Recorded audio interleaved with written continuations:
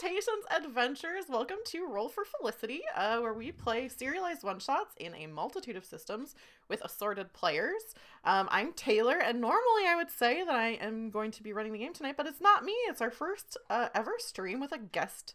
I would DM, but actually CM for Catmaster.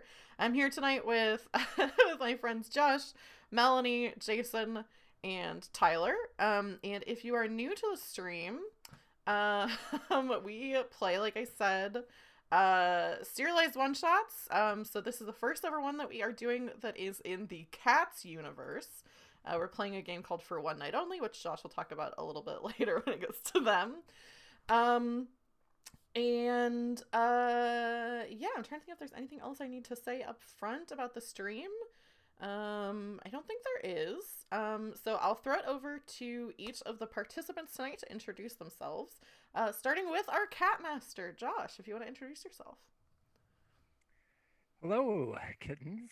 I am Josh, or they. My pronouns are they, them. I am very excited and a little bit nervous to be to be the first guest GM and to literally try and herd some cats tonight. Yeah, I think I have my work cut out for me. Yes, I think you do.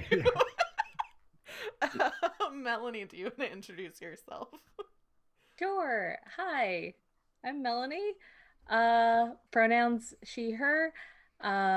I'm really looking forward to play with Taylor for her very first time being a PC on her channel.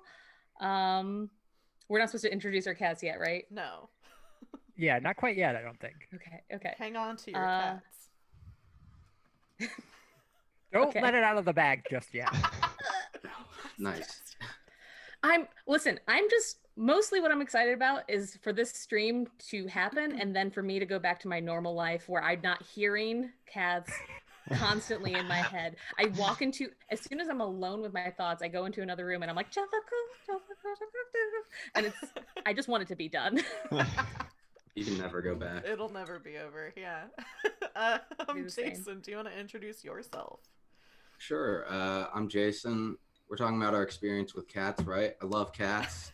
Musical. Saw it on stage in high school with my girlfriend at the time and some other people, and we all cried and bonded, and it was a really magical experience. Then I saw it in theaters like last year.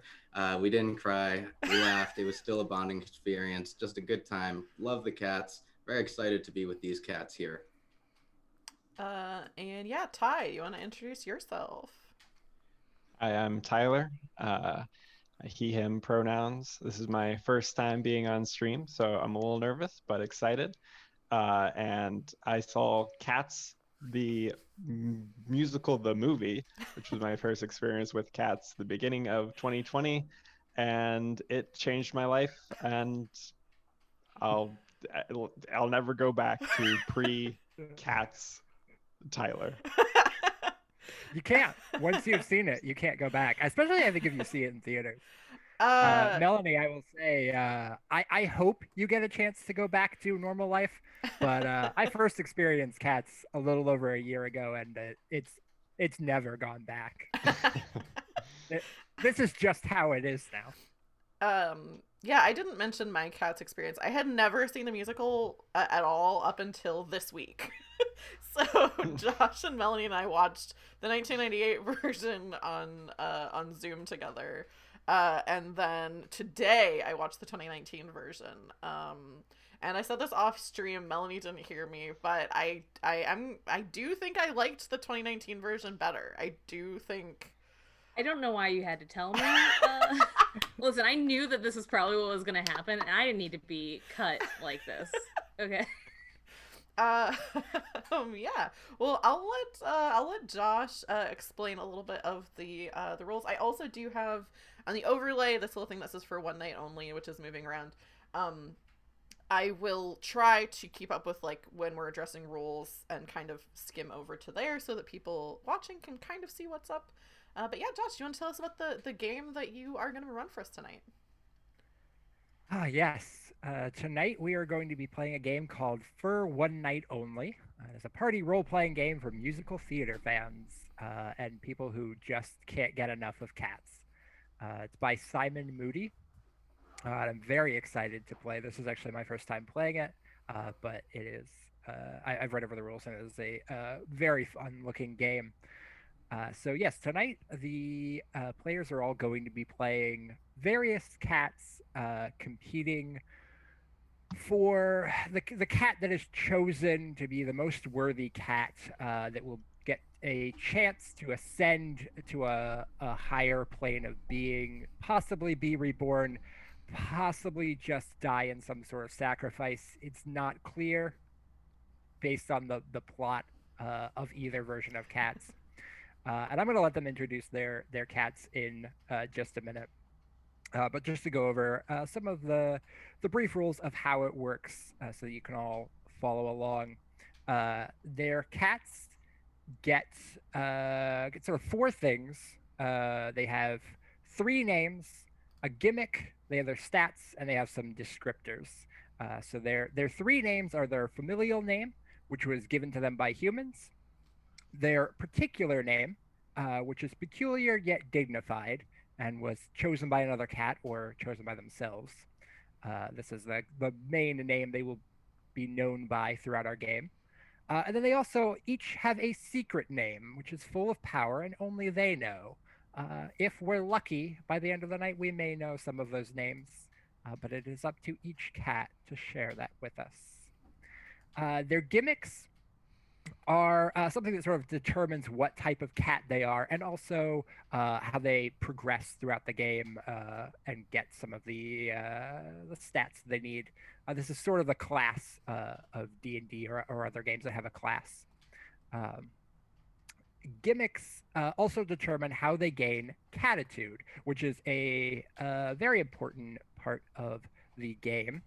When a cat plays to their strengths, their gimmick, they can, or when they do something very cool that one of the other players or myself as the cat master is very impressed by, we can give them Cattitude. They can use that Cattitude to boost another role, the role of another cat, or when they get 3 Cattitude, they get to perform their solo and tell us why they are the cat that should be chosen to be the choice of the night. The solo is sort of the big thing of the game. Once each of the cats has performed their solo, we will move to the final choice where the cat is decided and will get to ascend. To be chosen as the most worthy cat, they will have to gather either the most adoration or the most odium. They gain adoration when they do something to help out other cats, or when other cats praise them, or during their solo. They gain odium doing the opposite when they're very selfish or when they cause distress or harm. And the 2 cats with the most adoration and odium will face off at the end of the game. So they are going to be sort of battling back and forth throughout the game to gain that. To do that, they will have stats. They only have 2 stats in this game, and those are cat and human. They have 6 points between them, and when they introduce their characters, I'm going to have them tell us what their stats are, so that we all know. When they do something that is very cat-like, they'll roll for cat. When they do something that is a little more human-like, they will roll for human. To do so, they will roll a die plus any additional die they have for support, and any dice that roll under their number are a hit, and they succeed. If all of their dice roll over, they miss, and things get a little bit more complicated. A little hairier, if you will. Oh no. I'm going to take one small diversion to mention something in the rulebook that I've very much like, because at this point you might be wondering, like, are they cats? Are they humans? Or is it like a humanoid cat thing? Like, they have human stats, they have cat stats. So here's what the rulebook says to clarify that. You are a cat. You also have 5-fingered hands, a tail, and fur. You lick yourself clean, purr when pleased, sing, and can dance jazz tap. I hope that clears that up. I'm so excited for this game. This is going to be absolutely delightful. Yes, cats also, as I said, have descriptors. They will give us those descriptors when they give us their characters. And then as we progress through the game, we will be doing it in scenes and songs, much like a musical or a stage performance. And the other players can sort of cue the music when something appears to turn into a song, and we will dance and sing our way through the city and through the night. I think that's all you need to know from me. So I'm going to stop blathering on, and I'm going to pass it over to my lovely players to introduce their characters, their cats for us tonight. So we will start with our usual host of the channel, but our first time playing, Taylor. Tell us about your cat. I'm very excited to get to play. I will say before I do my introduction, really quick, normally for my channel, there's ways that anybody in chat or anybody who's watching can influence the events of the night. Tonight is no exception. So the one thing is, Josh mentioned Cattitude. If you use bits or, I think, let me put this in the thing.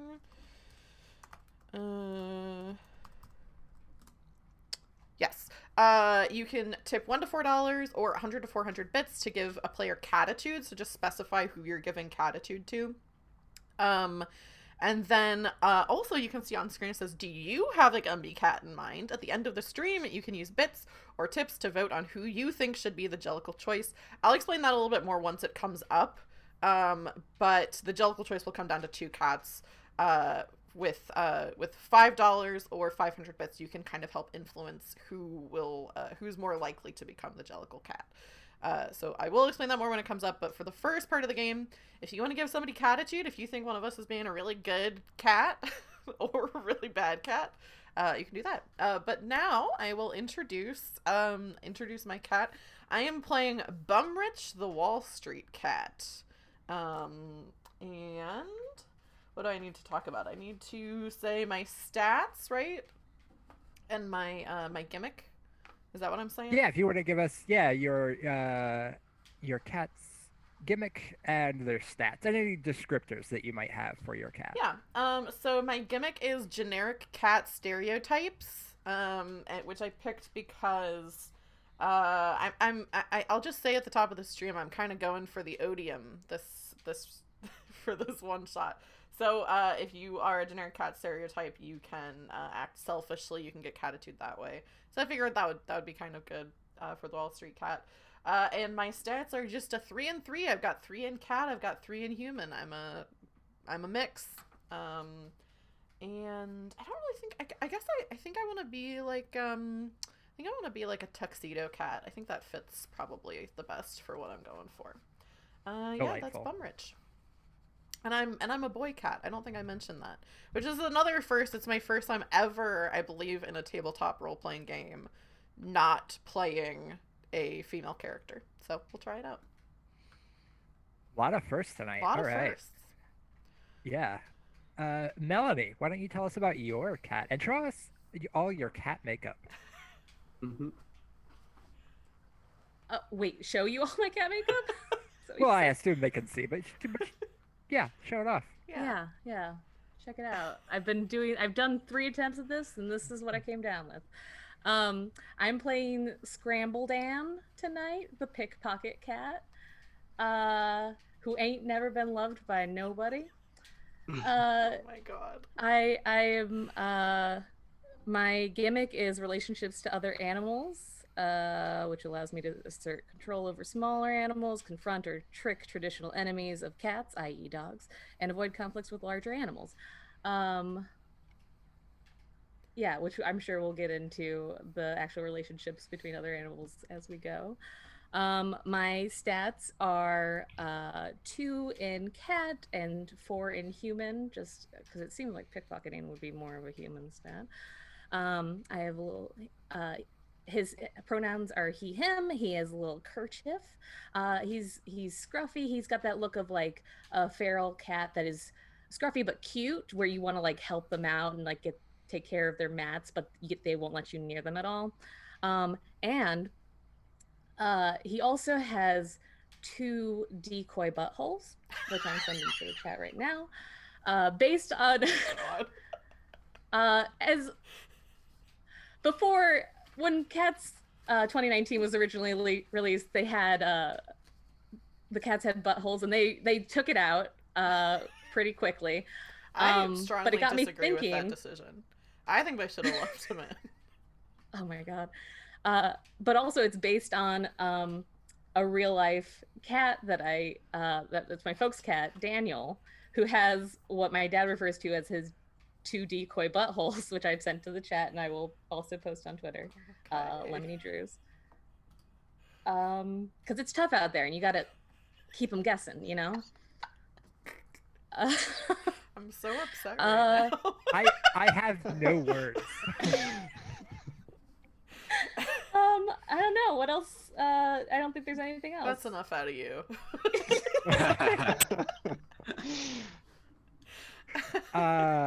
Yeah. Wow. Jason, do you wanna tell us about your cat? Sure. My cat's name is Purcilla, the postal cat. I was a witch's cat / friend and partner. This witch used to run a delivery service. She would fly around on a broomstick and drop off packages for people in a really whimsical way. And I would help her out with that using my 5-fingered hands as a cat to like wrap packages and stuff. But she was driven out of business by Amazon and their drone program. She couldn't catch a break. So neither could I at this point. So, you know, I still work with her, but she's kind of like a burnout slacker now. Her name's Razabelle. All she does is like smoke weed and read this like web comic called Homestuck. So now I kind of hit the streets, and I'm sort of like a navigator cat. I use my knowledge of the city and traveling to guide cats around and things like that. I'm really pulling most of the weight in the household. Excellent. I love it. Love them already. Yeah. Ty, why don't you tell us about your cat? My cat is Hustling Tinselflex, the traveling sales cat. Tinselflex uses any pronouns that you assign to them. They're comfortable with any pronouns. They go house to house, selling themselves, mostly their labor, to any human or other occupant of the house that could use it. And if they don't get an answer, they make sure to leave a mark on that house to show that they've been there before. Their gimmick is arts and culture. They see themselves as a very well-learned cat, but their stats are 3 cat, 3 humans, so they're not quite there. Anything else? I think that's about it. Yeah. Sorry. They are dressed in a long black coat. Very good. Excellent. Absolutely delightful. I'm just gonna say I'm very lucky getting to guest GM and getting these players. Like I am so excited. But yeah, speaking of being excited, if you all are ready, I think it's time to go. Oh yeah. I think it's time to start the show. All right. So yeah, for one night only, roll for Felic-Kitty. Which I'm gonna say does work a little bit better in spelling than in saying. I was saying Felic-Kitty, I think. Roll for Felic-Kitty. Okay. Yeah. That works as well. As opposed to roll for Feline City, I think is the other one we came up with. Roll for Feline City. We might want to give a warning to any viewers. We've already hit a number of cat jokes and puns. If you're still watching and you're like, I don't want any more puns, you know, keep the stream up, just just for my analytics purposes. But you can mute it. Oh yeah, for sure, for sure. But if cat puns are not your thing, you might be out of luck Mute the tonight. stream. Yeah, what are you doing here, actually? That's true. The title of this stream is Roll for Felic-Kitty. So if you came here not expecting puns, I don't really. And it's in the name of the game. I don't know what you thought was gonna happen. All right. So, the house lights dim, signaling to the waiting crowd that the show is about to begin. The house band moves from a background medley into the theme music of the show, playing the audience to their seats. As they settle in, the murmurs quiet, as does the band. All is dark and still. For those with keen enough ears, for perhaps some in our audience tonight are more than human, whispers can be heard from just off stage. Then, with only the click of the track, the curtains slide open. With a flash, the lights come on, revealing a dirty alleyway lit only by neon signs and distant street lamps. Empty cardboard boxes and discarded bits of rubbish litter the space. An old sheet of newspaper drifts across the stage. A black and white cat wearing a paper crown on their head chases after the paper. This is one of a number of cats in the alleyway, some entertaining themselves like this distracted cat, others just lounging around. They often gather here at night, in the alley behind this rundown pizza place. But tonight is different, and you can feel it in the air. For tonight is a special night. One that only comes once a year. Tonight is the night of the Jamlilly Parade. All of the cats in the city, those gathered here or otherwise, know that tonight, one of you will be selected as the most worthy cat. Said cat will be rewarded by ascending to the Jellosphere and being reborn anew. Each one of you hopes beyond dreaming to be chosen to be the most worthy cat. One of you, perhaps, may even be scheming to ensure that you are chosen worthy or no. And so, a question for each of you. And that is, what are your cats doing to prepare for the Jamlilly Parade on this most holy of nights?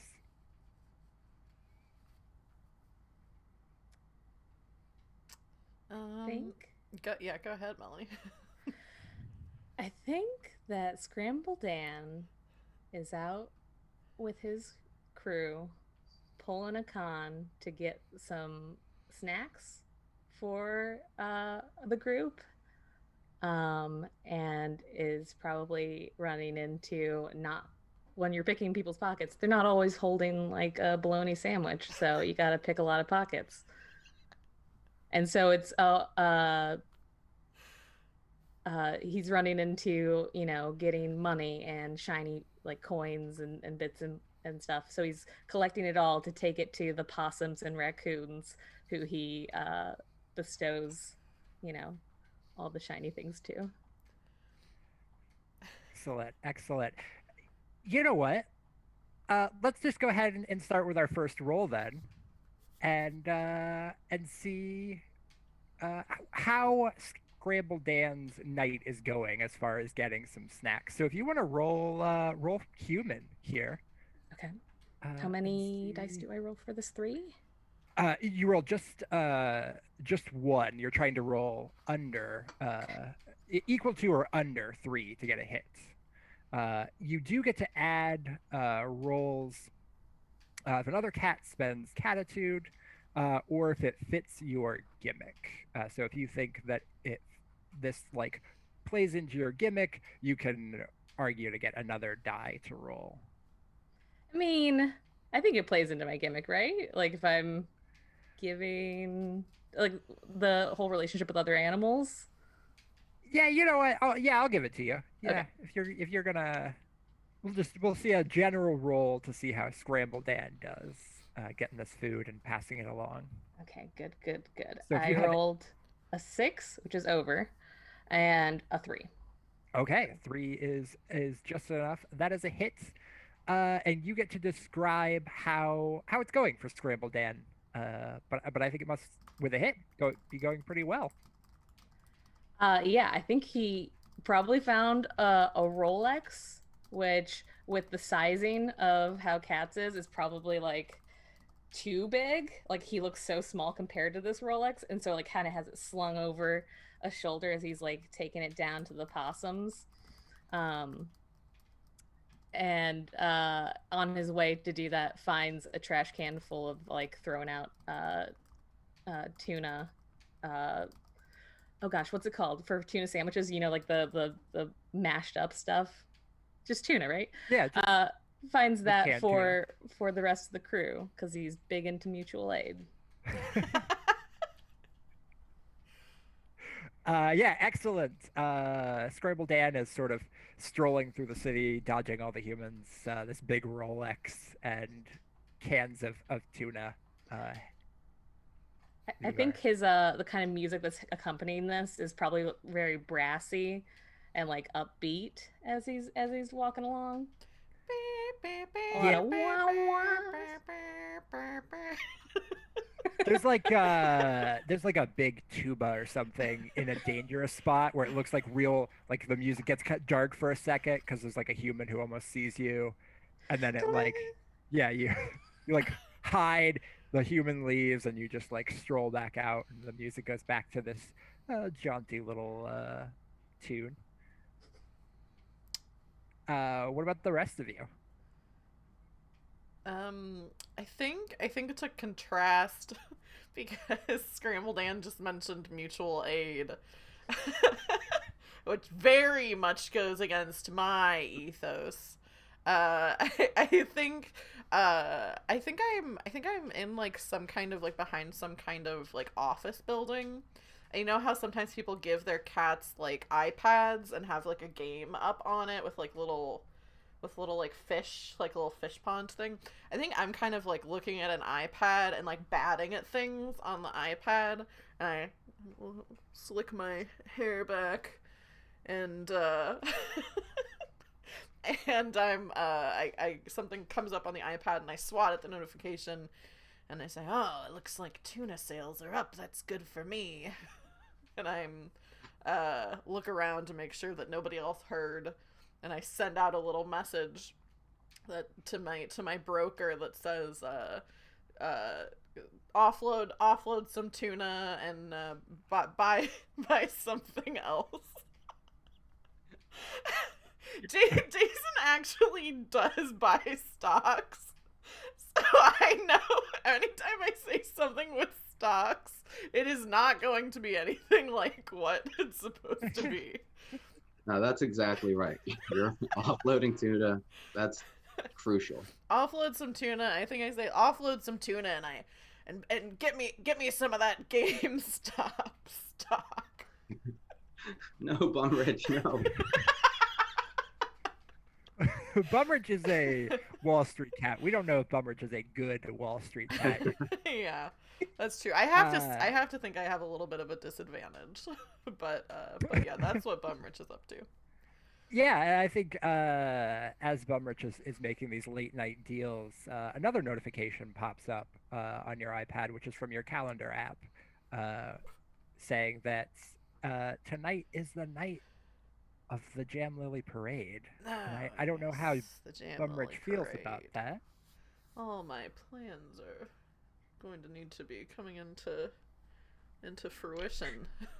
I'm looking at my reflection in the iPad and putting my hair back, and I think I make a few calls to some of my underlings to get my plans into motion. Excellent. Tinselflex, Percy. Tinselflex can be found strolling confidently through the street as a confident cat does, and going from cat to cat and handing out little trinket gifts and stuff that they had left over from their sales, and reminding them what a wonderful cat they are, uh, how they've helped them in the past, uh, and generally just trying to stir up some goodwill with the other cats that can be found uh, gathered so far. Excellent. Yeah, there's definitely some kind of bouncy, some fun music playing as you go like strolling down the street with all these cats that are sort of lined up here and waiting, and you're just like, I imagine it like the scene from Spider-Man 3 where Peter thinks he's real cool, but you are like kind of cool, and you're like giving stuff to other cats. They're like, all right. And you're getting a better reaction from the cats, I think. Yeah, just making conversation, just you know, being a good cat. Good. Yeah, Percy. What are Yeah, you up to? I'm also just being an altruistic cat. I know that a lot of people, I mean, a lot of cats, really want to come to this ritual parade, and I want to make sure that everyone has the opportunity to. Like, I want to be the chosen cat, the most jellical of all the cats, but I'm I want to make sure that if there's someone more deserving, that they can get there too. So I think I'm looking for cats that maybe are new to the city and don't know about where this is going down, and trying to bring them to where they need to be. Yeah, I like that. Let's have you make a roll to see if you could find anybody and get anybody there. All right. Uh, Oh, we kind of I rolled a 1. Am I okay. rolling with cat or human? Oh, this would be cat, I think, because you're working with other cats. You know, you're kind of communicating. So I have a 4 in cat. Do I just add that to my roll? You're just trying to roll a 4 or under then. Oh, So yeah, right. with a 1, I was going to give you an extra die as well because it kind of plays into the gimmick that we talked about for you being a navigator cat, but you succeed very easily with that. Yeah, awesome. Yeah, with that hit, I think you found probably a couple strays, some new kittens, Mhm. a cat that got like tossed out of the house, and they're like huddled under this piece of newspaper or cardboard box where it's like weirdly raining just over top of them. It's like a drizzle. It turns out to just be a spout above them that's leaking. They're like under this cardboard and it's like dripping, and you just kind of like come up and you're like, let me let me show you to the Jamlilly Parade. Yeah. And you sort of sing them along, which I'm going to give you an adoration for that if you want to mark down an adoration. Thank you. Yeah, you're really helping out another cat, doing something really nice. You probably know in the back of your mind that a new cat isn't gonna be the one chosen, but they should come along. They should be a part of the tribe, the family. Yeah. If they're all alone as a kitten, they should definitely just come to meet the other cats and integrate themselves into the city. Yeah. When you see the cat under the drain pipe, there's like really heavy, like a single like violin playing, and then it pans over to Purcilla, and there's like a light kind of like piccolo kind of tune where you bring them along. Yeah, it's very whimsical when I like navigate cats. It's like definitely a piccolo type of sound. Perfect. Yeah, so I think you all we had this alleyway with these cats. all kind of ready. This is where they're sort of gathering a little bit. So Purcilla, like you're leading this kitten there. Tinselflex, you're kind of like strolling in, handing out trinkets. Bumrich, I think maybe you're kind of not a part of the group yet, but if you will, you've come down because you know you have to be, you have to get close. You have to see what's going on. So you're kind of lurking in the shadows. I think I have a little bit. some cronies, maybe.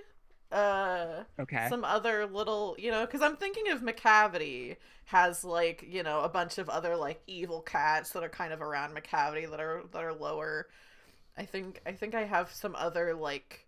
Maybe it's like how a Wall Street guy, there's always like Jordan Belfort or whatever. There's always a bunch of other guys in like ties and shirts who are like trying to be him kind of.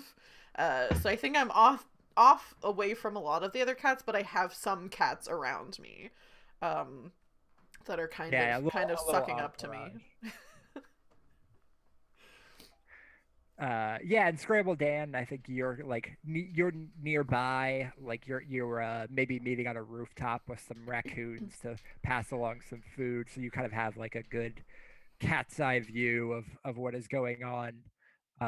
As we pan back to this alleyway, and I'm going to go ahead and cue the music for myself as these cats all break into a bit of song to describe to think about what is happening tonight. And I will say I'm not much of a musician or a singer, so I'm just going to apologize for anyone watching and those of you involved. And I don't have a full song, but I want to describe to you this this song that plays, which is called "Tonight's the Night."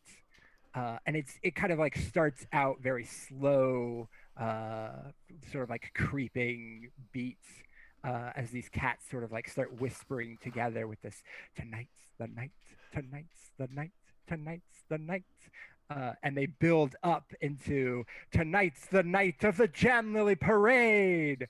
And then we get just these cats, all of these cats in the alleyway, any of your cats that are there, just sort of running around the stage. There are tumbles and tricks and all kinds of dancing. There's sort of one cat wearing like a fun hat, like a trilby hat or something, that is sort of acting as like the main cat for what's going on. So it very much in the middle of the stage.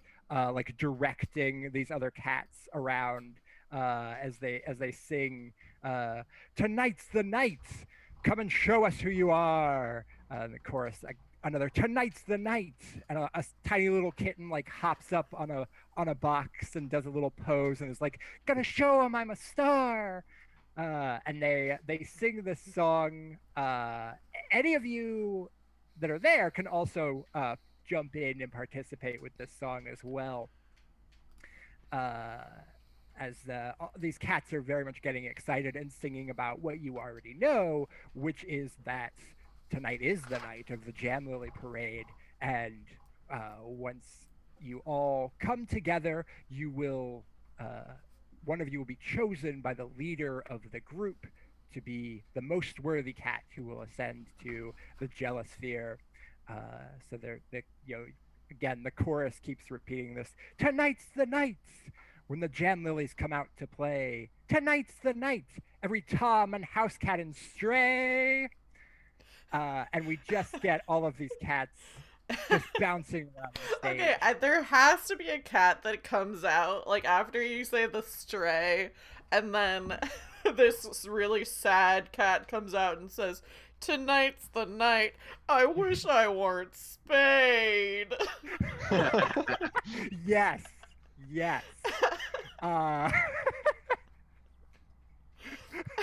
Absolutely perfect. So the cats are sort of like giving a little bit of their personality. Like, yeah, you have a very sad cat there. You have this very hopeful young little cat. You've got a very confident cat who's just like, this is my night. But we don't really care about any of them because those aren't our cats tonight. We know that none of them will be chosen. What are the four of you doing? Are any of you getting involved with this song? Yeah, if this is like an exposition song and I have new cats with me, then I'm definitely joining in and being like, here's some more exposition about what the Lily Jams is all about.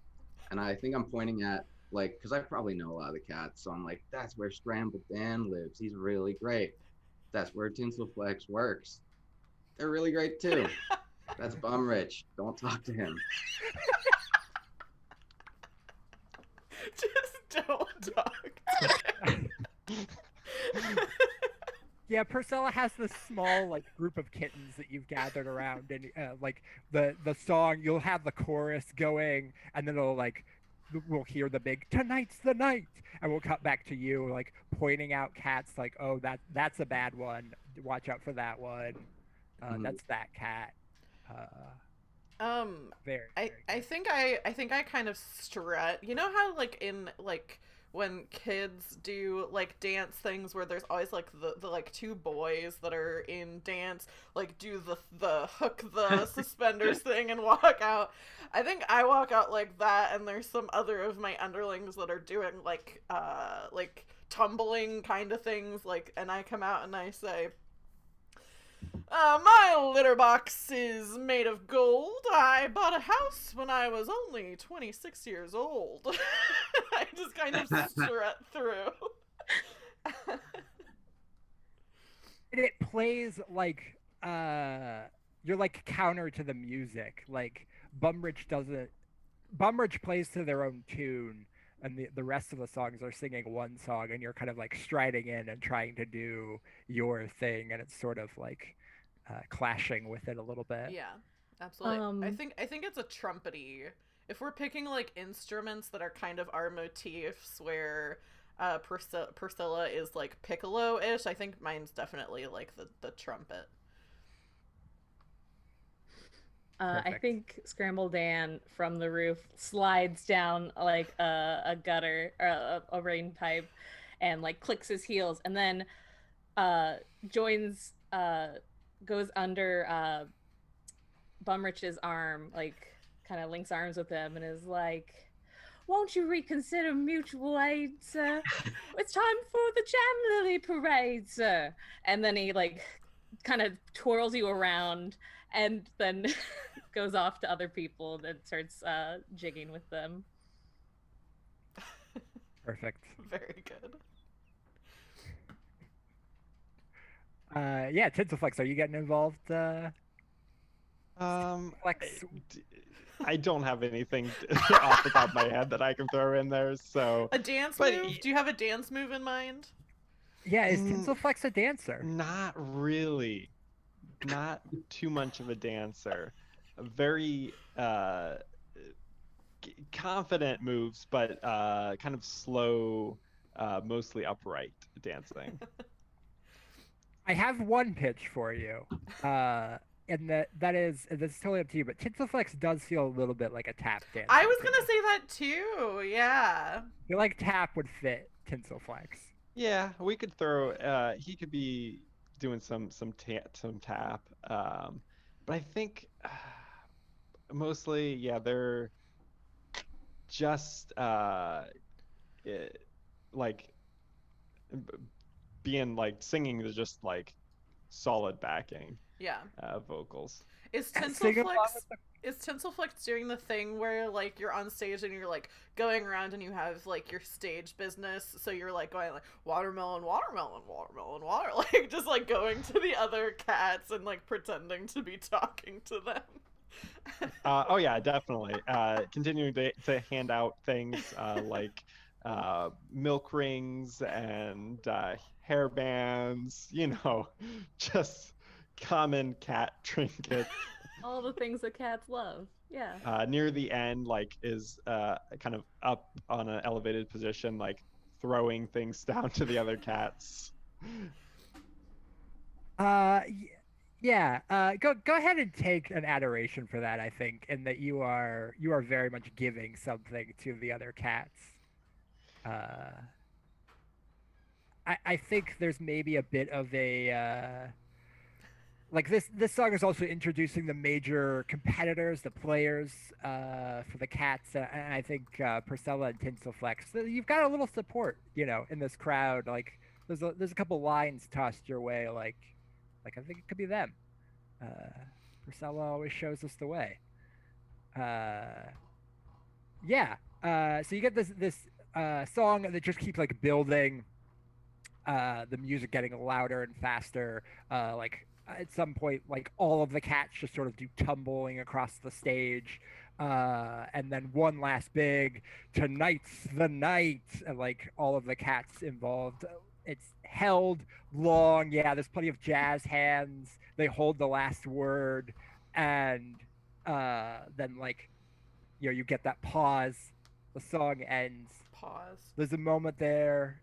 Yeah. Everyone posing, and then from off stage there's a loud like clattering noise, and all the cats go scattering back to their various places. But it turns out to just be a false alarm, some human disturbance that doesn't concern you. And very slowly the other cats start to like peek out of their hidey holes behind the dumpster that they hid behind or in. And they all come sort of like creeping back out. Do we look as if we were like kind of rotoscoped onto this? But do we look as if our feet aren't really actually touching anything? I think it's up to the audience tonight to decide how you all look in their minds. Yeah. It might be like humans wearing a lot of makeup and some very amazing fur outfits. It might be like actual humanoid cats. It might look like terrible CGI. Neither human nor cat. And all the objects around us are of varying oversized. Yes. Audience, if you haven't seen Cats, what you do need to know is that none of the objects fit any sort of like human scale to the cats. So some things are far too large and some things are far too small. So like these milk rings that Tinselflex like has, hula hoops? they're massive. They are like bigger. They are exactly hula hoops that people like do a bit of a hula with them when you toss them out. But then like something else is just far too. This dumpster is like way too small compared to what a cat size is. It doesn't make any sense at all. So these cats kind of like come creeping back out onto the stage, kind of like looking around carefully. This air of anticipation still hangs heavy over everyone. Do we have a reprisal of Tonight's the Night then? Tonight's the night. Yeah, slow build up. Yeah, one more slow like build. It's gonna break back into the song when a cat, a sort of like grayish looking cat comes like skittering into the scene. It's kind of like it's running on four limbs but in a human way, and like kind of skitters onto the stage, like ending up upright on two feet, hands akimbo, and then the cat just shouts, "Enoch's gone!" And Enoch, the four of you know, is the elder cat. Crafty old Enoch is the cat that is required for your ceremony, for your ritual to happen, because Enoch must make the choice and choose the most worthy cat. All just looking at each other with like big stage whispers. Enoch's gone. I think I'm like kind of like got a hand on my hip and I'm looking at my cat associates to see if I should be happy or like upset about this. Like, is this something to do with me? They're giving you like shrugs, like looking at each other like, do you? No, we don't know anything. Bumrich, I think you know this does put a damper on the plans you had in motion. I think I look at the other cats and I say, now how are we going to, not all the cats but my cats, and I say, now how the heck are we gonna blackmail old Enoch if they're not even around? Do your cronies have names? They will. Okay. I didn't think I thought of this when I said it. I did not have it in advance. Yeah, well, I know the audience can redeem some bits to name characters. That's true. Yeah, channel points. If you want to name one of the cats, 3,000 channel points. You can name an NPC. Yeah, you can name one of Bumrich's minions or one of the other many cats here. Or if you run into trouble, I have a whole list ready to go. I do think I have to go with... so the name Bumrich is a name that I gave to a cat when I was a kid. And the other cat names that I had were Palm, Picky, and Arrow. And I think at least 3 of my associates have to be Palm, Picky, and Arrow, because that's Palm, Picky, Bumrich, and Arrow were the cat my kittens I had. So okay. I'll name a couple. I think one is Palm Picky. I was going to say Palm Picky is very good. Yeah, Palm Picky. Yeah. And then Arrow. Yeah. The cats, I think, kind of break into song again. Like, everyone, you all are going like, Enoch's gone. Oh, crafty old Enoch. What are we going to do? And then some of these younger kittens, like maybe the ones that you've brought in, Purcilla, are like, one of them just kind of speaks up, raises a finger, and it's just like, who's Enoch? And the cats break into song once again to describe crafty old Enoch. And if any of you have any lines or anything you want to add to this song, like this is where I want to get all of you involved in fleshing out our cat world. Yeah. The crafty old Enoch, leader of the Jamlillys, for longer than any of you can remember. Enoch is so old that everyone has forgotten any sort of gender they might have had, even them. They are the oldest cat around, and everybody knows it. So this. Yeah. Go ahead. No, go ahead. I was just gonna say, I think this is where Tinselflex steps up and joins these other cats. It's like a ballad type. Got like guitar backing, and starts singing Enoch is the crafty cat who's been around for many years. Without Enoch's leadership, the Jamlilly Parade cannot go on. Perfect. We get this sort of ballad. I think Tinselflex. Yeah, you start it, and it sort of like bounces through the other cats. Each one of the cats, and any of you that want to join in with a verse on crafty old Enoch, who. There are whispers they came over from Egypt. They're descended from Bast. All of these rumors and tales about crafty old Enoch, who kept the gang of mutts at bay, who saved the Jamlillys, who's rescued each and every one of you countless times over. Yeah, I think I want to do a verse about how I heard a rumor that Enoch was the first cat on the moon. Just like she went up there with the Apollo missions. I don't know. I was gonna start making rhymes, but Enoch, greatest cat in this place. We all know she went up to outer space. You know, she's a legend. It's all spread so far. If she's missing now, she's still in the stars. Something like that.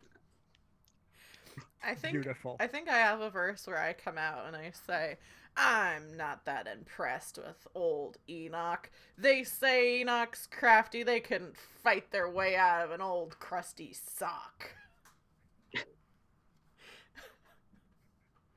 Gasp.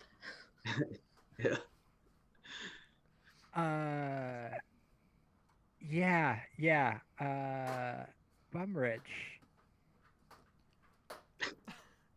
I'm thinking I'm gonna go ahead and give you an odium there for that, because I think usually it's when the other cats sing about you, but I think this is they do kind of start to sing a little bit about you in the way of like, Bumrich isn't one of us, doesn't know anything.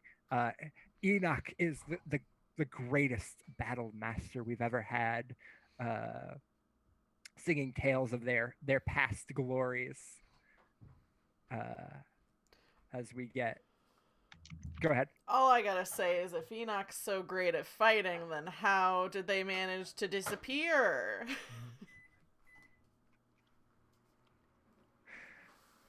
No one knows where old Enoch has gone. I think unless, does anyone want to add anything else to any other lines to this?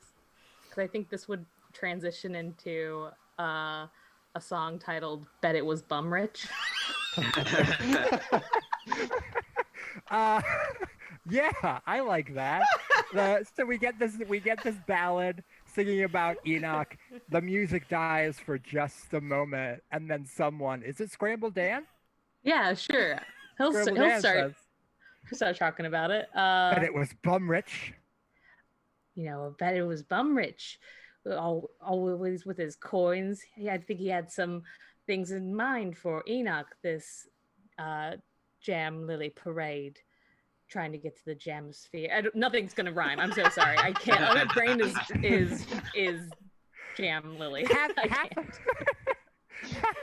Half the songs in Cats don't really rhyme anyway, so it's a lot of like going over here and talking to this person, going over here and telling this.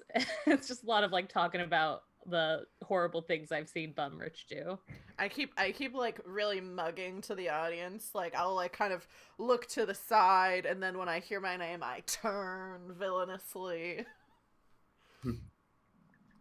Well, I think the song probably like talks about the terrible things you do, but it like makes you sound incompetent, and then it goes back to, but I bet it was Bumrich. I bet it was Bumrich, that nasty old cat.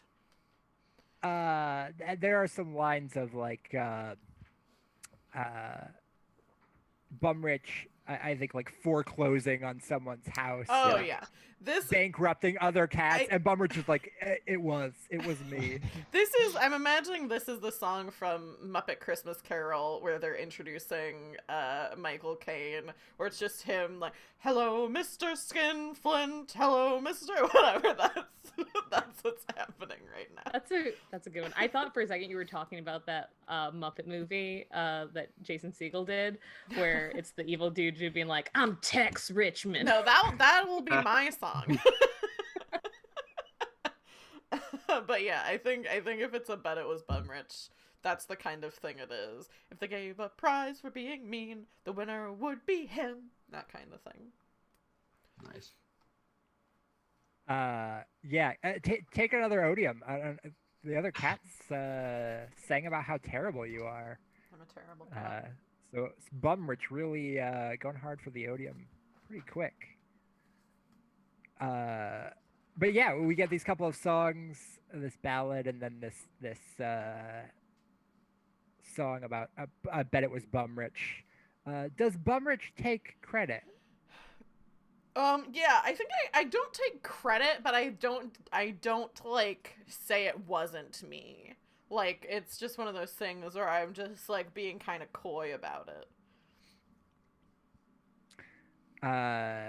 Yeah, and this song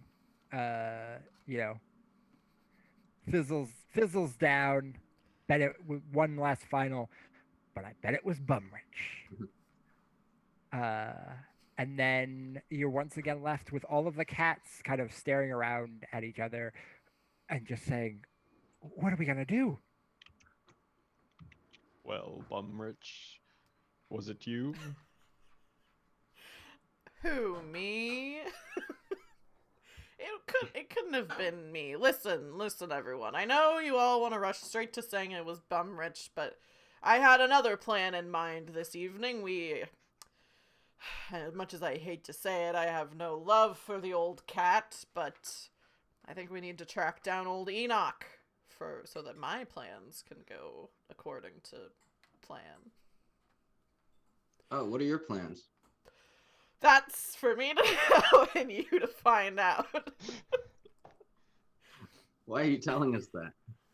Well, if I have plans that I'm planning, then my plans have been planned and they didn't include kidnapping. It was more of an extortion plan.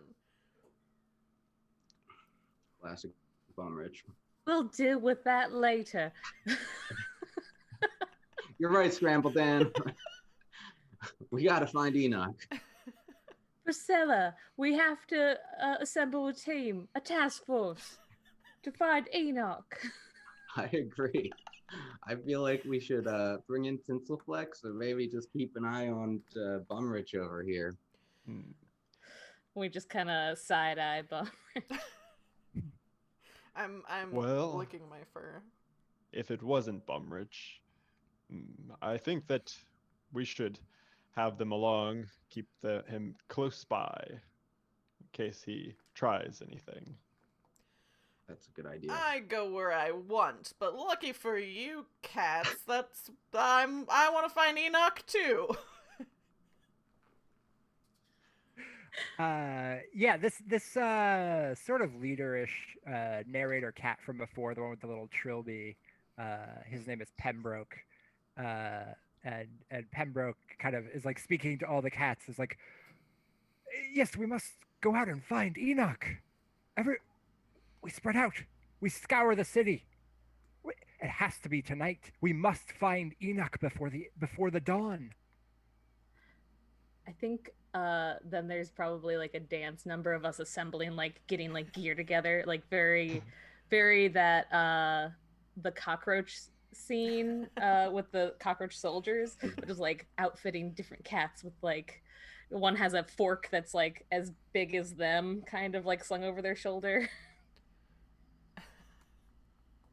Yeah. The cats are gathering any weapon or armor or gear that they think they could use, which is a wild assortment of things for cats. There are like shoe boxes that they're carrying along, like you said, a fork.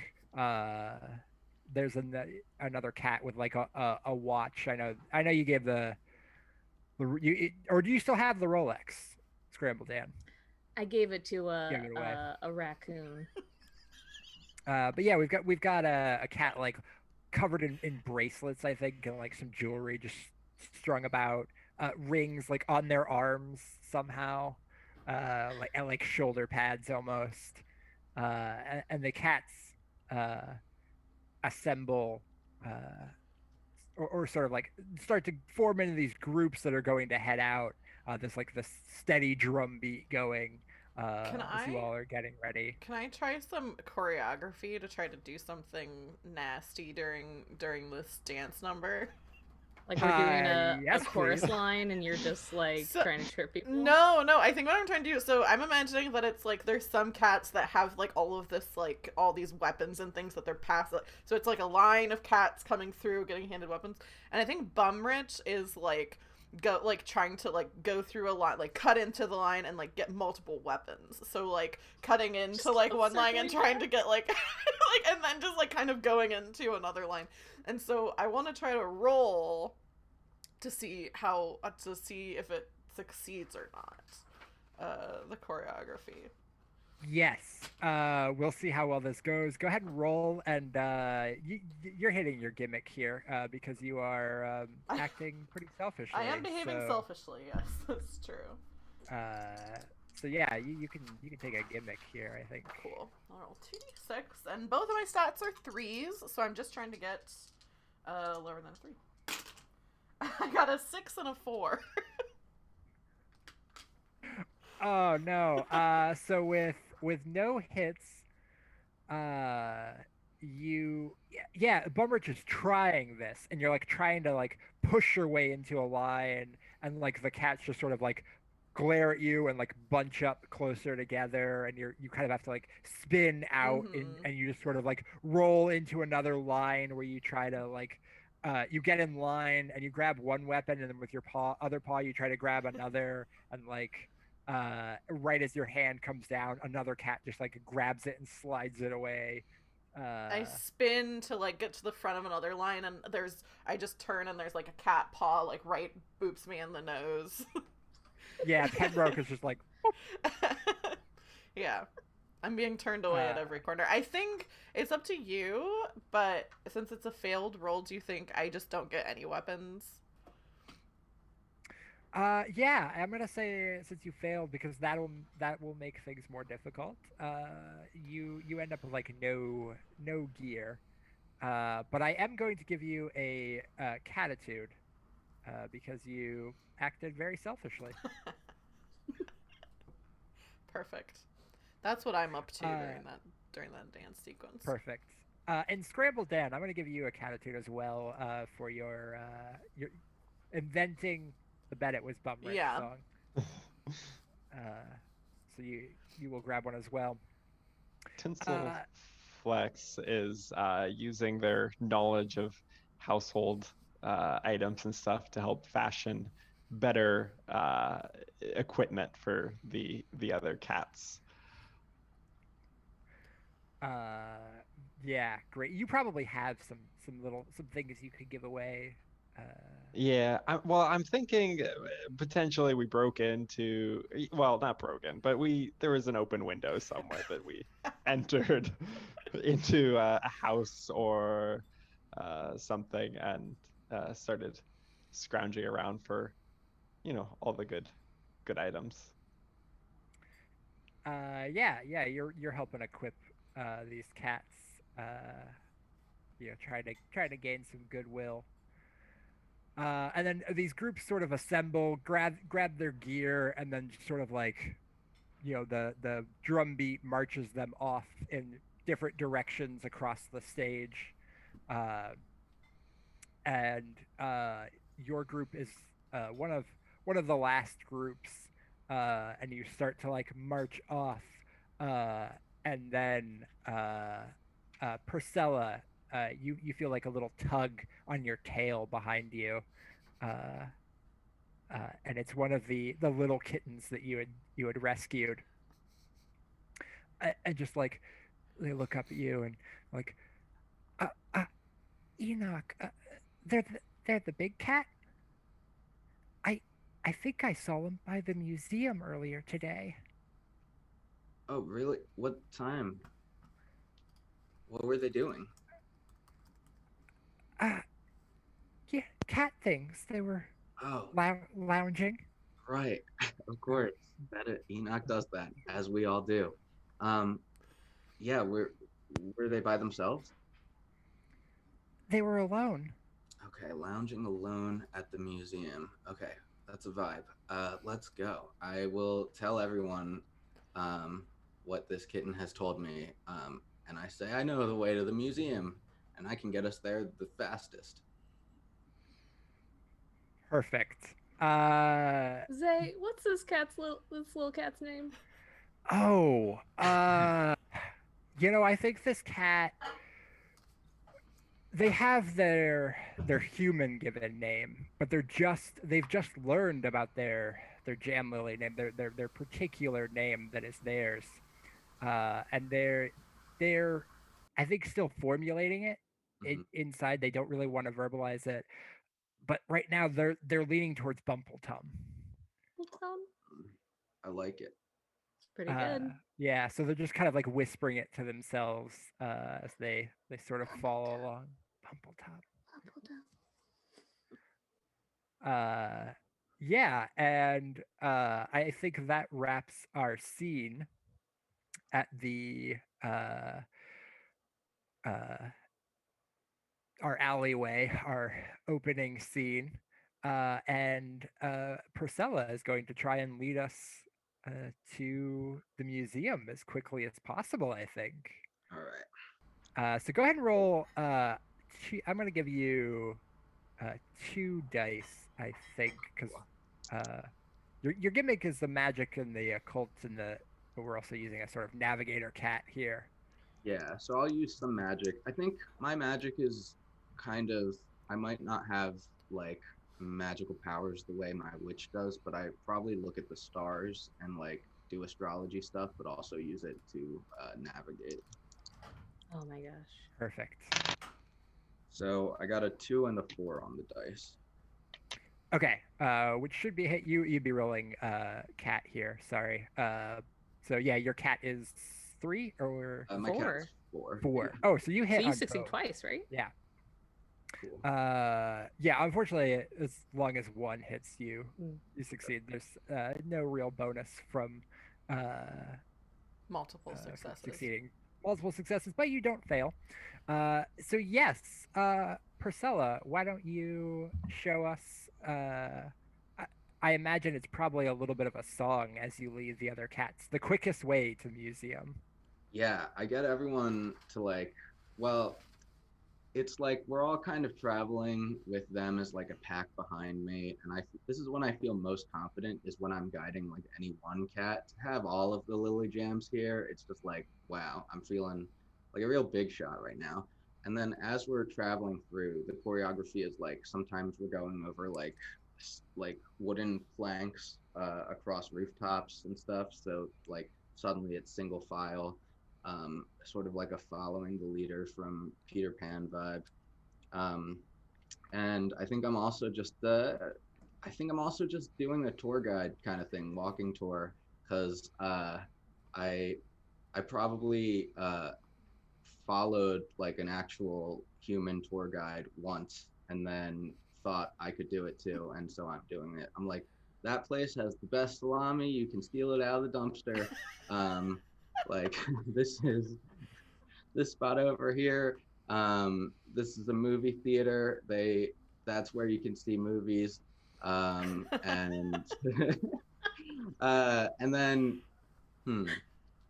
I think at one point I'll do some cartwheels across like some really like precarious looking like obstacles. Yeah. Perfect. Dope. I think this is happening too as like it's a sort of unusual number where the stage crew is like changing the stage as you go.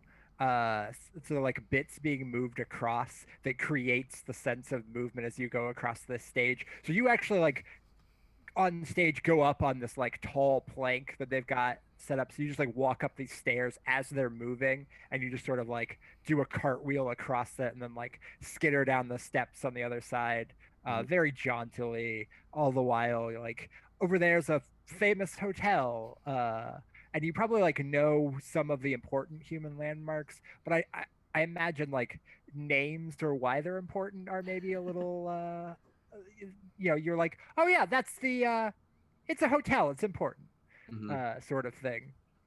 That's a statue of some famous human. Yeah, exactly. And Tinselflex could be seen whispering to the other cats in the background, explaining what these landmarks actually are. I think Bumrich is kind of begrudgingly following along and says something like, Percy the cat of the witch's broom, they know the streets like any human would.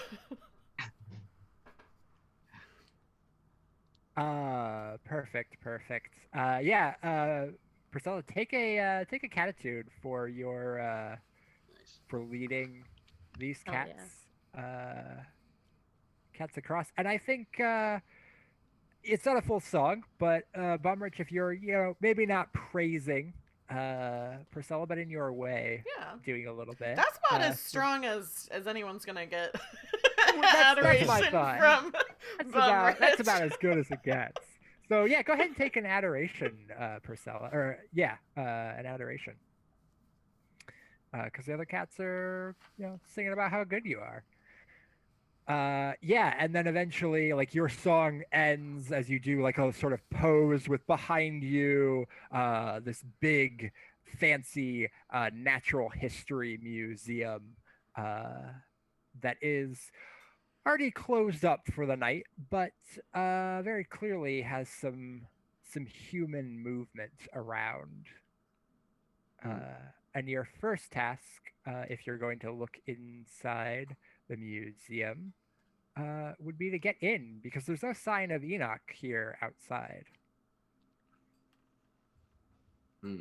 I think Scrambledan takes a look at this and is like, ain't no worry. And then looks over at like a fire escape and is like, follow me. And then does a whole, well, I guess we'll try to do a number of like pulling up and doing like acrobatic kind of flips up and taking them through a safe route and like pausing and trying to lead everybody the ways that he would normally traverse buildings.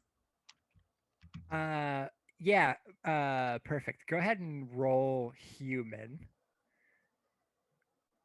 I don't think this fits your gimmick quite. I don't think so either. That's a 6. So I don't think that happens. Maybe it is that I'm able to get up, but I'm not able to like it was a struggle for me, and like the fact of getting everybody up, it's like, well, this isn't gonna work.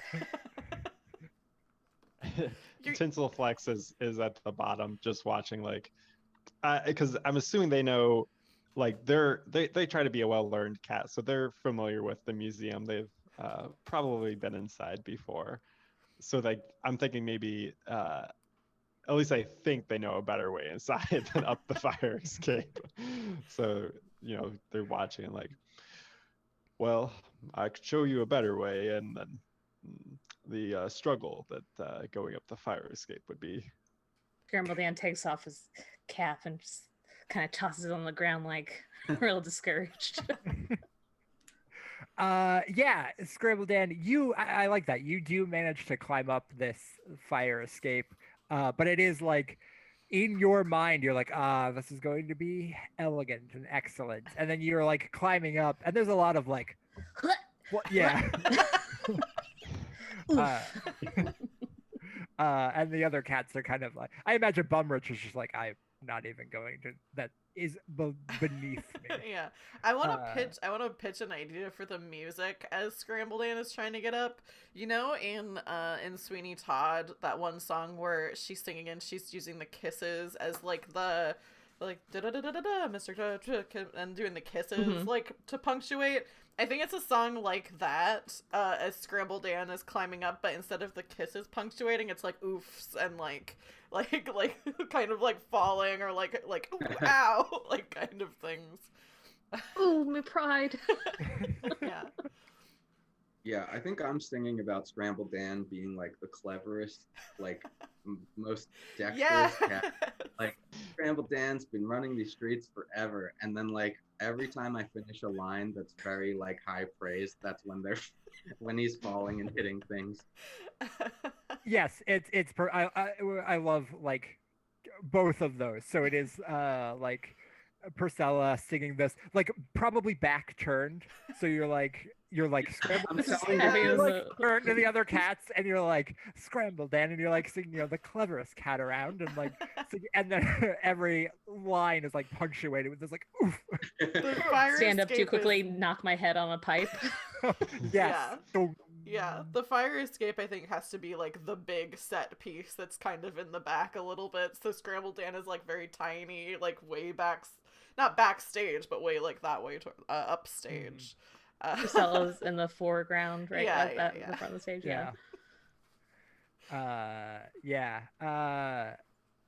So go ahead and take an adoration there, Scrambledan. But you are like struggling to get up, and when you do get up finally, like up to the top of this fire escape, and you're gonna be kind of like, everyone else can now follow. I've done it. Just like that. And then from behind you, a light flashes out, from a human flashlight through the windows. Through, in fact, the window that you thought was open a crack and you could find your way in. And you are caught in the middle of this spotlight. I think my heckles go up and I just like so I'm standing in the front of the window and just like turn around and like back to the wall on the outside of the building as I like now try to work my way quickly down the stairs.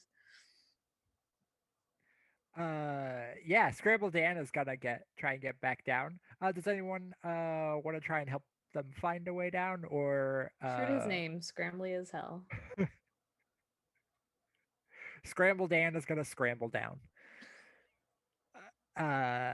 Yeah. Does anyone do any of your other cats have an idea of how to get in? Well, I was already thinking that Tinselflex potentially knows a way in that would be less climbing, scrambling, needful. So,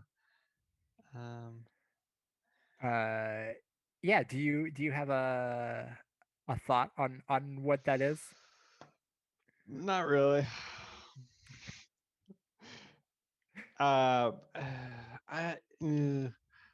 Just like a door that often gets left open or something, like a back door. I have an idea I want to pitch you, which is that there is like there's an like a staff office space, like on the back of the museum, and they have an office cat and a cat door for the cat that is supposed to be locked at night, but you know, that the human who closes the cat door is often absent-minded. Yes, I've sold my wares here before. Are we familiar with the cat that is the theater cat? The museum cat here? Yeah, the museum cat. I think Tinselflex is. Is familiar, or Tinselflex is the museum cat? Is familiar. Oh, I was like, whoa. Not is the cat. No, Tinselflex is familiar with this cat, I think, so is like sort of singing this song about the cat and her human, and like how Tinselflex knows the way in around the back. Yeah, and I'm like leading the cats, kind of marching across stage, like kind of back and forth to show that it's, you know, around the building, and we kind of, as they roll out this other prop, which is the door, and I, you know, march kind of like right up to the door, the cat door, but it's like locked, and I like do this special knock, and the cat inside, like this museum cat, like opens up and joins in their song. Like a real cool speakeasy kind of like Yeah. knock. Yeah. Do go ahead and give me a roll. I'm gonna say, yeah, roll cat because you're interacting with other cats. But roll 2 dice because this plays into your gimmick, I think. All right. I got a 1 and a 6, so okay. I succeed.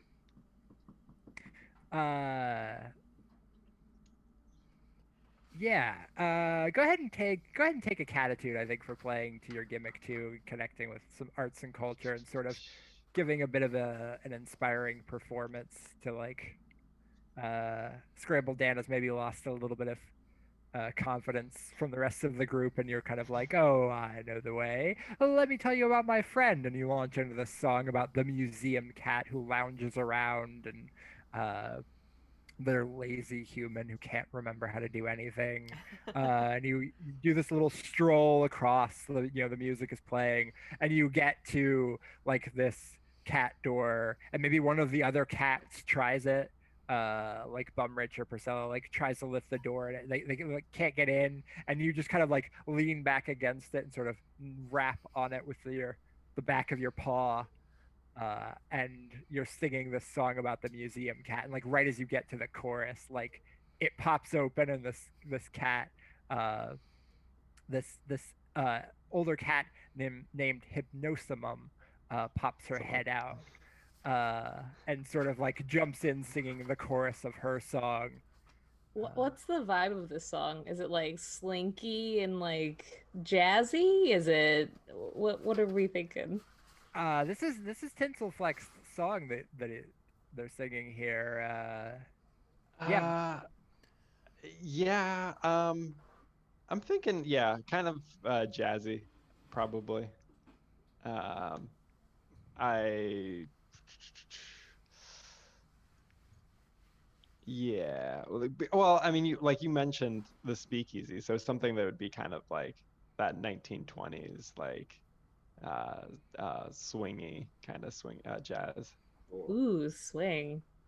Oh my god. Oh, it like leads up into when you actually like we see the museum cat, and then you actually can do like a swing dance number maybe? Yes. Yes. Yes. Oh. Here's my thing. I think it is kind of like a little bit of like a jazzy but kind of quieter, slow thing, and like picks up during the chorus, and then back down to like where you're describing the cat. And then when you do this like rap on the door and Hypnosimum pops her head out, and then it goes like full on sort of like swing, and you do a little bit of a dance, a real like great swing number. It's focused on Tinselflex and Hypnosimum doing this swing dance, which has to involve a move where you like step away but your tails catch, and you like swing back on your tails, while the two of you are doing that. I think the other cats are also doing a little bit of like some dance. Purcilla, I think Bumbletum has followed along. So maybe Bumbletum kind of like looks up to you to do like a little bit of a dance with you. And of course, it has to be like a little bit slower because they're a tiny little kitten. Yeah, I think I will start off being like slow and guiding, but also like start doing full throws with this kitten. Perfect. Yeah, it's or like the Dirty Dancing climax where she's like running at Kid? Yeah, It so would I'm be raising it. easier to do with a kitten. Yeah, so it's right. It's not the same context as Dirty Dancing. I was gonna say maybe a little too sexual with a kid. Just These doing are a the lift is things in not the cat's sexual. fandom. These are Oh yeah. just lifting up this cat. Maybe it's more like a Simba thing, lifting up the cat. Cute. Yeah, you're doing some spins. The emotion is Simba. The visual is Dirty Dancing. Yeah.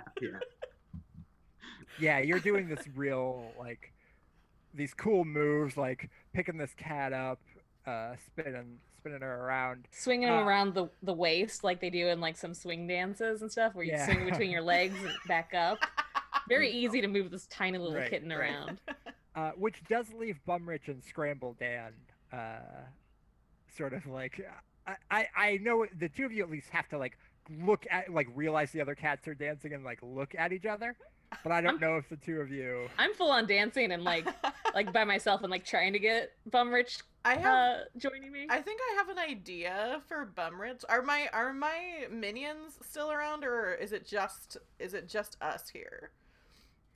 Oh, yeah. Let's say they've followed. They may not follow inside the museum, but they've followed you. They've also, unless you have a thought, I think they would pair off as well. Well, I was thinking Bumrich. Maybe this is a role to see. I think Bumrich wants to dance with them,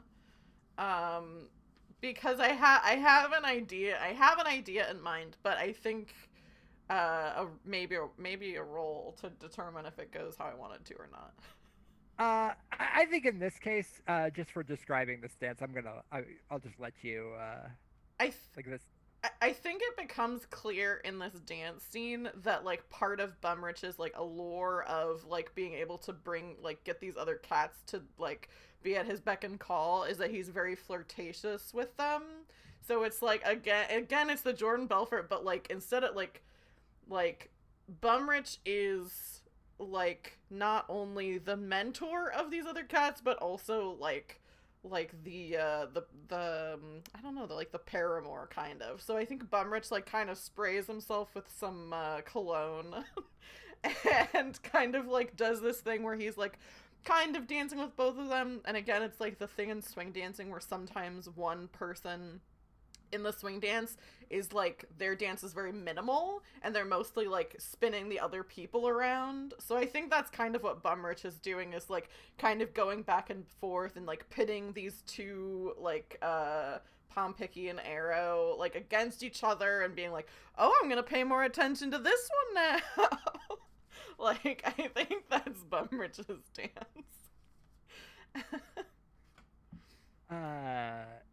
Yeah. Perfect. You're doing that. You're like, yeah. There's a lot of like, oh, I'm gonna pay attention to this one. The other one will come over and like grab you by the arm and like spin you over to dance with you. Yeah. They're kind of like battling, battling over it. Scrambledan, I think you get to like trade off partners with Tinselflex and Hypnosimum a couple of times, and the three of you are sort of swinging, and Purcilla's like swinging this little kitten around, tossing her in the air. And then like, you know, you get your big like the dance ends, you're all like breathing heavily, and then like Hypnosimum just says like, well, come on in, and waves you into the museum. And you're waved into like this like basement, like sort of like office lab space where they like use it for storage or like keeping things protected, not out for public display. Wait, what was this guy's name? Hypnosimum. Hypnosimum. Hypnosimum. Such a good name. These names are great. Yeah, Tinselflex, like once they're inside, is like, Hypnosim, you haven't happened to see Enoch, the great leader, crafty cat. Oh, Enoch. Well, I've seen him around here from time to time. Haven't seen him in a little while. Has something happened to Enoch? Yes. Well, they seem to have gone missing, and as you know, it's the Jamlilly Parade tonight, and can't go on without him. So we're doing what we can to find him. Well, you're welcome to take a look around the museum. Mi casa es su casa? Katsa.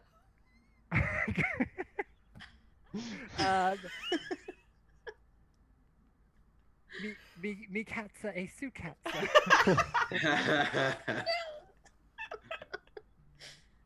Oh my god, I'm having a great time. It's very fun. Yeah, she sort of like waves you into the museum.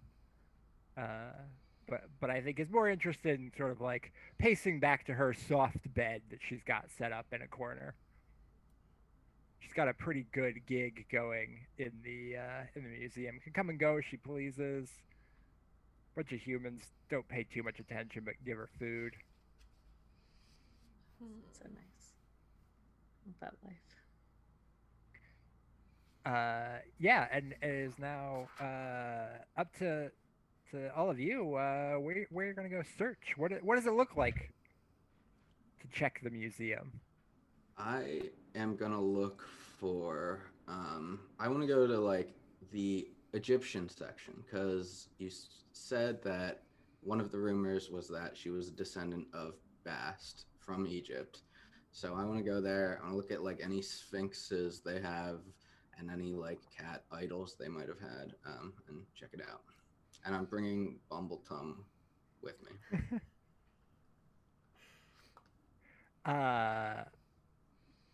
Very, very good. Yeah. I imagine there's got to be like a little bit of it's not a full song maybe, but sort of like a little bit of some background music going, and you're maybe singing some stuff about, you know, the way cats were worshipped in Egypt. Mm-hmm. It's just to the tune of "Walk Like an Egyptian." It might just be that song. It's just a jukebox music. Walk like an Egyptian. I always thought the Bengals should have had a jukebox musical, so this is my chance. Yeah. God.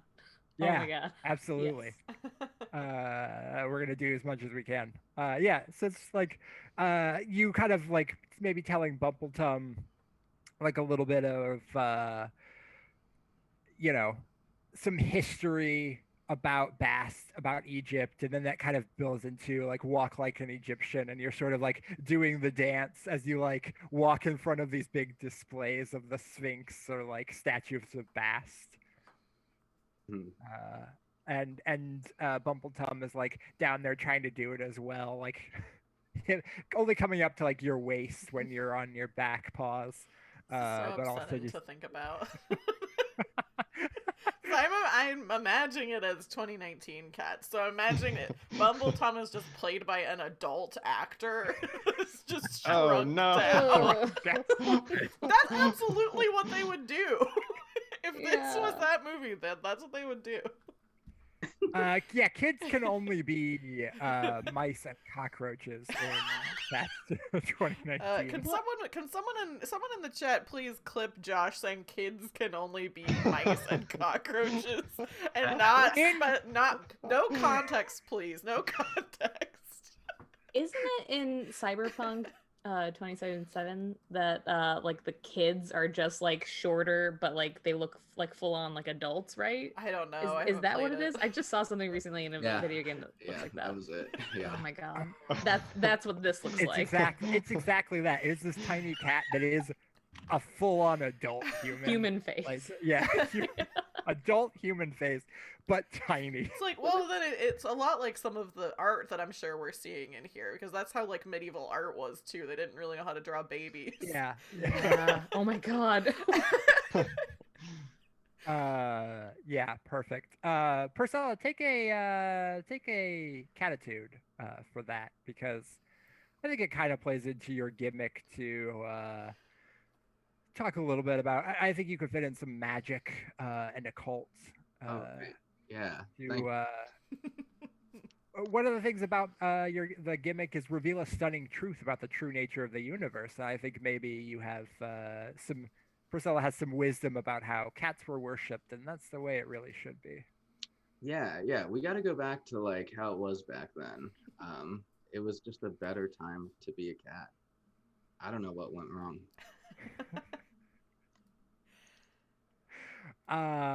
Yeah. Very, very delightful. What about the other three of you? Purcilla leads Bumbletum off to do this walk like an Egyptian, learn some secrets of the universe. I'll be honest, I'm waiting for someone to tell me not to do something, because that's one of the ways that I can get Cattitude. I'm not really sure where to go from here, because like I think Scrambledan's maybe not the best with sniffing out like where he thinks that he should go, and like he's more of a human type cat. So maybe as we're going through the museum, he finds a an eyeglass somewhere, magnifying glass, to like do some sleuthing about, to see where to head in the museum. Yeah, go ahead and roll me human here to try and pilfer some gear for assistance. Oh yeah, I gotta try to get it first. That's a 3, and that's under my 4. Cool. Yeah. So you're able to. You said you're looking for a magnifying glass. Yeah, or something to like help me. Like I think that's I've seen when people look for things when I've been looking through windows and stuff in spy or sleuthing movies. That's what you need. Yeah, there's one in like some display. I don't know what kind of display at a natural history museum would have a magnifying glass in it, but like there's some weird Sherlock Holmes. There's some weird, yeah, like where they're posed with like the kind of garments or whatever. Right. And you it's got a lock on it. It's in like a glass case. You succeeded. How do you get into or unlock this case? There's no problem. And then just like flicks out like a little claw and just like picks the lock with both little claws. Little claws. So, that's exactly what I wanted. Scrambledan just kind of like, yeah, just like ching. It does a little. It definitely like the light. I like snap and they come out. Yes. And then yeah, you go in and you just kind of like pick. You're even like one of the other cats is like at least walking past or watching you, and you even just like turn to them while you're doing it. Oh yeah, as I do it, Bumrich is just standing there like kind of glowering, and I like give him a little wink as it pings open.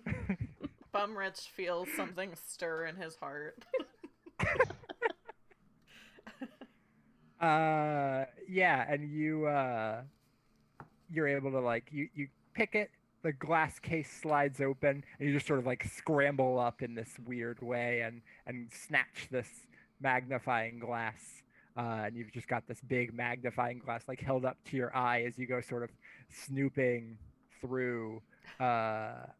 We absolutely get like some Pink Panther type music. It might just be like Pink Panther, and you're like, and you're just kind of like quietly, because there are guards, and you're just peeking through, big magnifying glass held to your eye.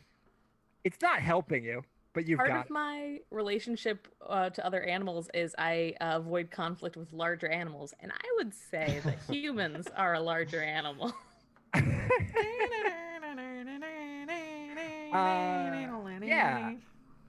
Yeah. I think on that note, as you're kind of poking around, you do hear some footsteps. I think maybe all of you hear some footsteps of some humans. And we get just the audience only sees like they only hear footsteps, and they never see human faces. We see feet. We see flashlights, big spotlights shining across the stage where you're sort of like running to get out of the spotlight and avoid it. At some moments, like a flashlight goes past, and then like Scrambledan and whatever cats are with him are just like in like a display, like posed like like they're part of it. And another time they're like against like a painting, so that they look like they're part of the painting. I love it. Yeah, let's have you roll to avoid. I think actually I want each of you to tell me what you're doing to avoid or distract the humans, how you are handling this problem of the humans. And you can either do it individually, or if one of you has some way to protect all of you. What are you doing as these human guards approach? Well, since I have the thing where I can avoid conflict with larger animals, I think I would get an extra dice, right, to roll. Yeah, I'll give it to you. Whatever you're going to do. I think if I lead the way for everybody else to like be a part, you know, like in different museums they'll have like where it's like this is what a Sioux native woman looked like with her, and like a scene kind of set up like that, like the picture dioramas. Like a diorama, and like Scrambledan like goes to curl around like someone's neck to look like a little like pelt or whatever. Everyone like gets a part of the scene that way. Yeah, perfect. Go ahead and roll me a couple dice. Roll your cat My cat. thing here. The 2 Yeah. then. Yeah. Ooh, thank goodness.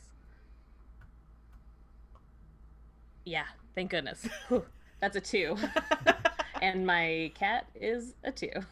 Okay. Yeah, that's just enough to hit. So you are successful, and you've already described how you do this, like hiding in a like diorama. I imagine it's like a couple different poses. Like the human goes through this display that you've had to run into, and it's like you are in one, and then you run over to another spot to like pretend to be a different bit of fur, and the human for like no reason except it's funny, and like the Yeah. human's like back to the other spot, and then back, and it's like that's so weird. Did you do this to hide yourself, or did you bring the other cats with you? I was attempting to bring everybody with me. I am not going with you. That's fine, I guess. I'm just saying. But other people can go with you if they want to. I was trying to protect my group, but that's fine. I'm trying to get some Cattitude. I'll go with you. If it guarantees success for me, I'm there. Very wise. Tinselflex is sticking with that plan. Okay, so yeah, Scrambledan's sort of like, oh, I've got it, and you all like hide in this diorama. Come on, then, like this. At one point, Bumbletum has to be curled up into like an entire ball, just like of like yarn. Their tail is like a bit of yarn coming off for like knitting or something. So yeah, you're like, come on, and you hide them all. Take a. Well, you know what? You played into your gimmick, and you protected other cats. So take a Cattitude and an Adoration. Look at me go. Bumrich. Sounds like you have something else in mind. I do. So I think I have Palm Picky and Arrow with me. And maybe we're in like a slightly different space than where Scrambledan and everyone else are. So I think Bumrich like is with my 2 cronies, and I hear this, and I grab Palm Picky and like kind of spin them close to me and like hide behind something and push Arrow like out into the middle of the hallway. so that the human is distracted by this other cat. Yeah. Absolutely, you get an Odium for that. Cool. Do I get I'm assuming I'm rolling for this. Because I can. I don't. I was thinking because my cat gimmick, if I act selfishly or if I survive or overcome a dangerous challenge, are 2 of the things. Yeah. I don't know that I need you to roll for this, Okay. because there's not really a failure for it. You do also get a Cattitude for playing to your gimmick, so you will gain from that. But yeah, you hide. Which cat did you push out? I brought Palm Picky with me. I pushed Arrow. I think I give Palm Picky a little nuzzle as I pull them in with me. Okay, and it does have to be a nuzzle the way they do it in the movie. Yeah, where they just kind of put their noses near the other cat's put their neck. heads. Yeah, which is totally normal when cats do it. When humans do it, it's very disturbing. Yeah. So it's just 2 furry humans like rubbing their heads together. That's art, you know. For Sticker, some baby. given definition, and you push this other cat out, and I think like there's this bit where the light is like swinging back and forth, this flashlight, and it just like stops on on Arrow, like frozen. And then there's a shout, uh, and Arrow takes off, and this human, these footsteps just recede into the distance, chasing this cat away. And there's definitely like some terrible like meow, as the the cat gets into all sorts of trouble, off stage. Does the human doesn't like go past, 'cause we don't ever see the human, right? No, I don't think you ever get like a real look at the human. Gotcha. It's just like a shadow cast on the back of the stage. Yeah, it's like a giant, like just enormous statue, or shadow rather. Yeah. Just enormous, like shadow of feet. Like it doesn't. It's like the giant in Into the Woods. Oh yeah. Yeah. You just never fully see it. Yeah, and you have a moment again, when it's all quiet. I'm really playing up the tension between me and Palm Picky, and because I imagine we're like behind, like we're like kind of pressed close together behind like a statue or something, and I think I'm really playing into the like I chose you and you should value that. I sacrificed this other cat for us. Yeah. I reiterate to Bumbleton that Bumrich is just a real. Don't talk to him. He's good. Not a good cat. It's a terrible cat. Bum rich, more like bum not so nice. Am I right? Yeah, there's some good. Can we get a fresh take of that in the accent? Yeah. Shit. Bum rich, more like bum not so nice. Am I right? I think there is like a quiet like Palm Picky just has like a quiet like, oh, he looks fine to me. Oh wow. I ship it. Me and Palm Picky. Yeah, so you all are safe again for the moment, but still no sign of Enoch anywhere. Man, my magnifying glass didn't pick up anything. Yeah. Not like footprints or No cat loose. hairs. Yeah, no loose fur. You know what? Give me one more roll with the magnifying glass. Roll cat here. You know what? Roll 2 dice, because this is going to be relationship to other animals, in sort of a weird way, where you're like your connection to another cat. Okay. Can I First one's a spend fail. a Cattitude to help out? Yeah, you absolutely can. Or can I do that after the roll? It is. It is before the roll. But yes, you can spend a Cattitude and describe how you help. Wait, which is this your better roll? Or... This is my worst one, which is a 2, because I'm rolling cat, right? Yeah. All right. I'll spend my Cattitude. I think I'm just pointing out good places to look, kind of leading a little bit so that Scrambledan can just focus on trying to find any clues. That one is a fail. Come on. So you get, Scrambledan, you get 3 dice here, and you just need one of them to be 2 or lower. Scrambledan. The first 2 were a 4, and the third one was a 5. Oh no. Oh no.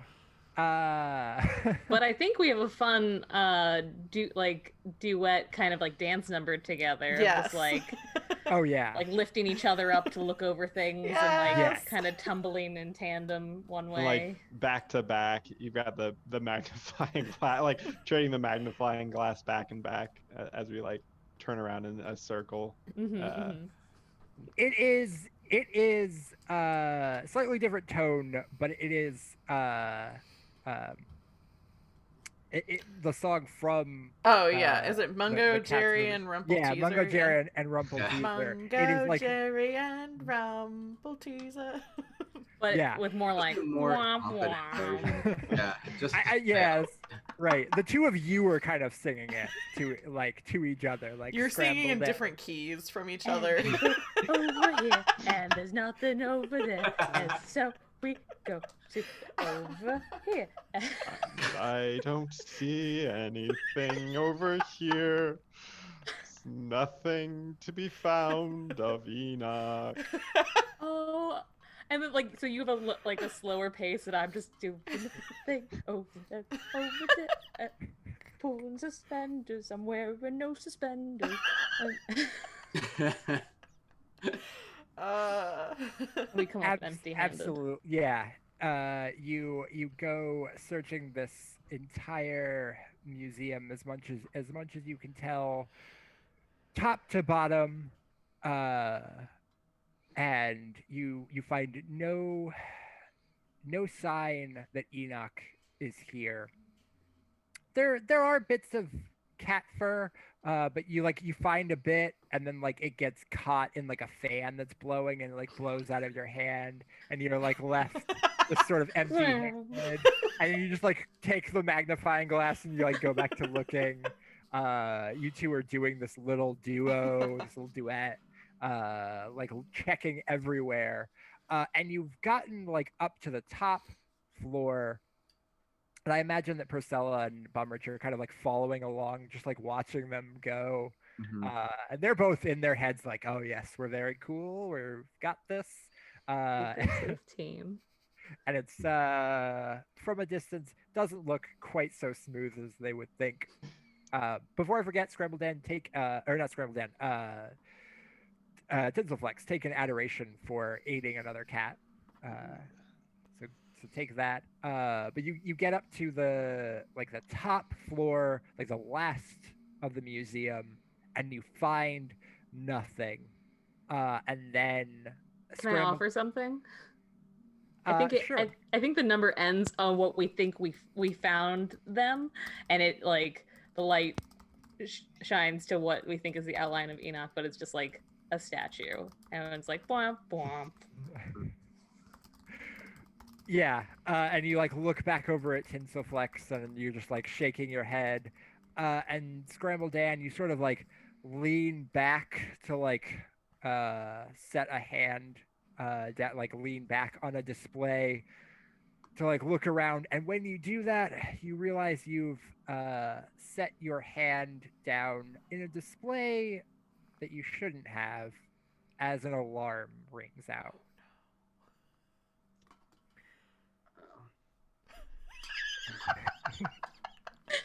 Does your tail go straight up? I think all four of you, or six of you with your assistant cats, just like fur shoots straight up. Like all of you hear this. Tinselflex does like a jump, but it's a very human. Legs up as far as I can to look like I'm jumping high. We do the kind of jump where you like kind of push back and our legs go straight. Yeah, and all of a sudden you hear more activity from down below, and you have a short while before the humans get to you. I want to try to silence this alarm. All right. Roll human. I don't think you have. Yeah, I'm gonna hack into the mainframe. Just want to kind of claw at it. Sure. That's I'm doing human. That's a 2 Yeah. from me. Yeah, I don't know how it is, but somehow you are able to silence One little this- claw I flicks snip out a again. wire. Yeah, Yeah. it does have to. I think is a wire. You're just like,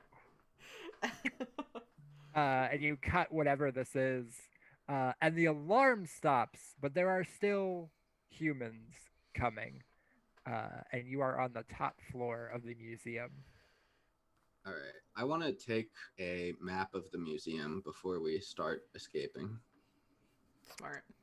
Perfect. I think you've already picked one up. I'm gonna say like while Tinselflex and Scrambledan were doing their little thing, you were kind of like walking past, and then you like saw that there was a map, and you like turned to the side. You're like, oh, and then you just like take a little brochure, tuck it into somewhere.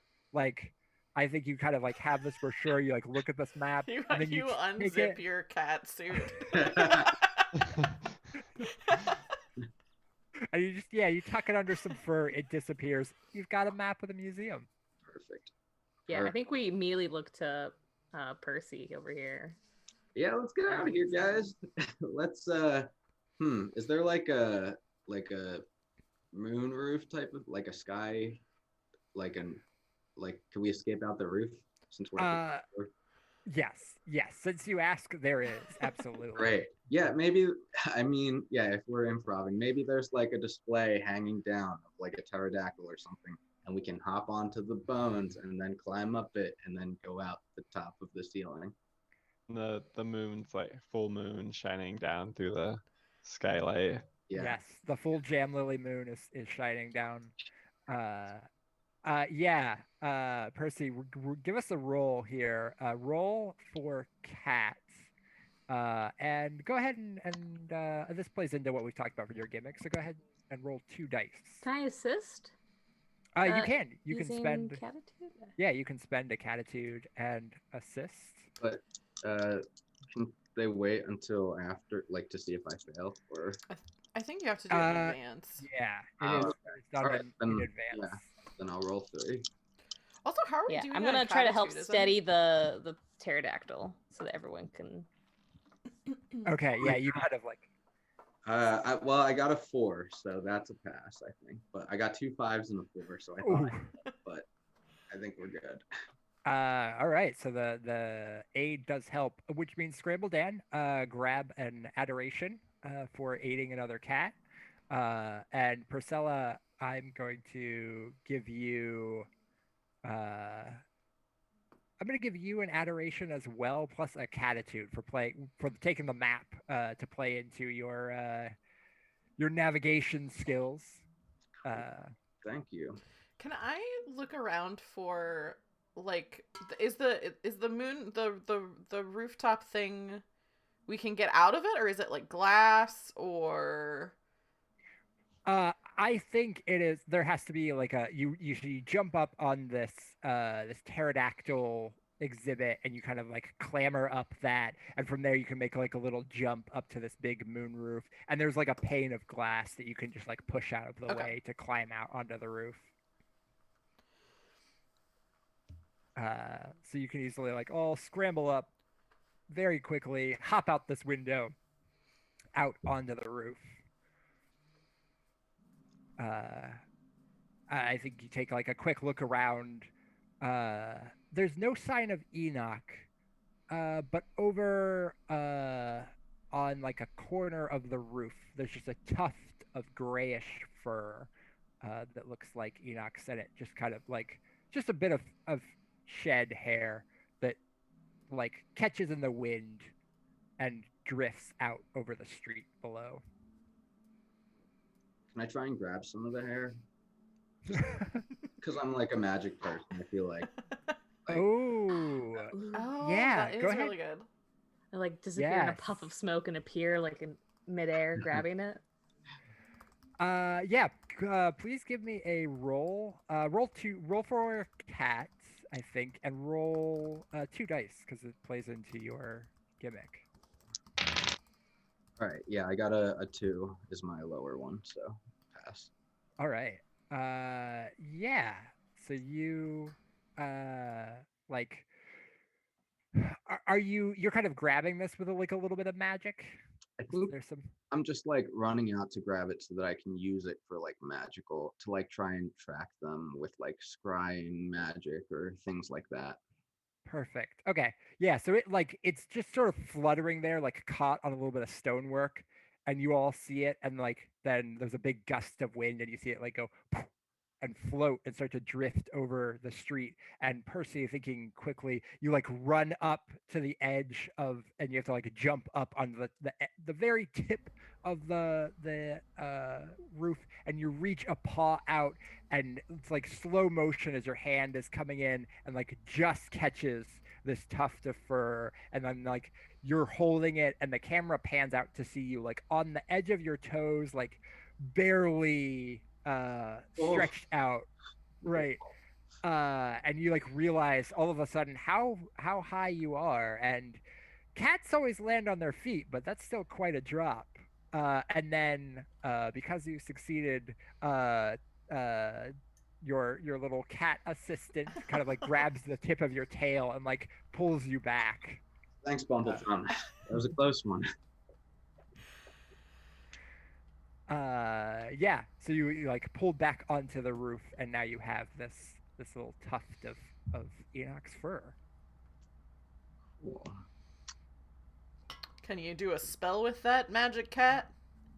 Yeah, if I have like a map of the city, I can try and do like a scrying spell. I would probably have a map of the city, right? I think so, yeah. So I sure. take, yeah, I'm just making stuff up now, but I take the crystal that I've been wearing this whole time off my neck, Yeah. tie the fur to it, and then wave it over the map. I don't know if you guys have watched Charmed, the old show about witches, but this was how they found people. So they would get this crystal and kind of swing it over a map, and it would land on wherever the person they were looking for is. So that's what I'm attempting to do with this fur plus my magic crystal. Perfect. Yeah, roll me 2 dice here, because this is absolutely playing into your gimmick. And this is rolling human, I guess. Although I think both your stats are 3. Is that? No, I have a 4 and a 2. So Okay. I rolled a 3 and a 2, so I think I fail.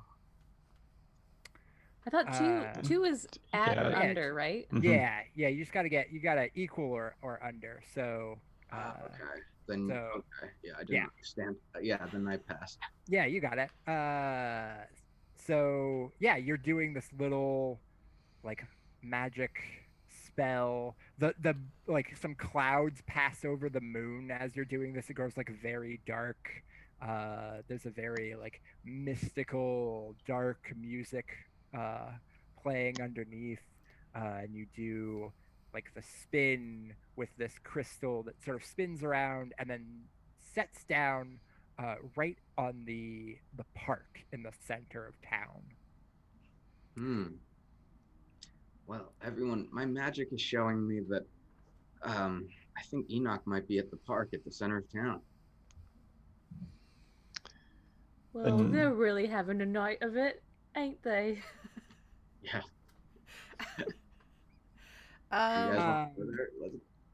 And take a Cattitude before I forget, Purcilla, because that is absolutely solving a problem through magical means. Awesome. I think Bumrich is like, well, why don't we just take a taxi over to the take a taxi over to the park?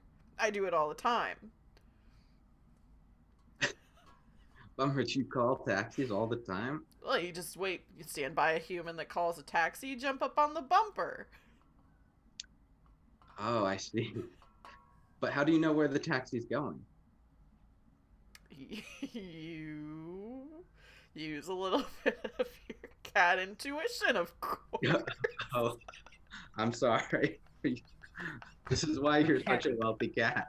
Your intuition's so good. My intuition's always spot on. Your cat tuition. My cat tuition. Which is also what they call if you're trying to go to cat college. Did you go to cat college, or are you one of those? No, I didn't. You know, I really think Bumrich was a legacy. Yeah, we should focus more on the trades. College, I agree. college is a waste of money. It's a bad investment. Yeah, Bumrich, are you going to then try and find a human who is hailing a cab? I think here's what I'm imagining. I think this should be, if it works, this should be a musical number where it's like everything going just right for all the cats, where it's like oh, what movie is that? Oliver and Company, when they're like jumping from car to car on the top. So I think that's what the musical number is, but I don't know what we have to do to determine how successful it is, but that's kind of what I was picturing. Okay, I like it. This isn't. I'm just gonna ask because I haven't been keeping close track. This isn't Bumrich's solo yet, It's is it? not. I only have 2 Cattitude. I don't know. Although, yeah, I was gonna check in and see how everyone is doing on Cattitude. Just I had to, but I have 1. oh no, I've got 2. I spent my only one, so. no. I have 4, so I can do my solo when we need to, and then Okay. give my my other one to one of you two. Yeah, so that you can have one. Can I assist with us doing this Oliver and Company kind of thing by like whistling in a very human way, like because I'm on the streets. I've been practicing, you know, so because you got to get close to your mark without letting them know that you're there. So I've been observing. Yeah, let's get a series of rolls for this. I like this. If it's gonna be kind of a thing where you all work together to try and get to the park. Let's get some rolls going. Tell me, each of you, what you're doing to help get to the park. I'll start it by like with Bumrich having this idea. I'll like whistle to hail a taxi and see if we can get somebody to stop near us. Wow, that was a great whistle, Scrambledan. I do what I can. You sounded just like a human. I love it. I'm gonna just, with my powers of navigation, know whether or not the park is north or south of here, and then also know whether or not a taxi is going north or south. But beyond that, you know, my cat intuition isn't as strong as Bumrich's. So. Yeah. Why don't each of you go ahead and roll? We'll do these in steps. So, Scrambledan, if you wanna, well, actually, let's start with Purcilla to like find the right taxi, the one hopefully go in the right direction. Let's go ahead and give me a, I guess human roll, but roll 2 because this is navigation again. Yeah, I didn't pass. I got a 3 and a 5. Oh no. So you're kind of like checking the moon, checking the stars, trying to figure out like, all right, north, south. You're like maybe on your paw, you're kind of like drawing a little compass. You're trying to figure out which direction's which, you know.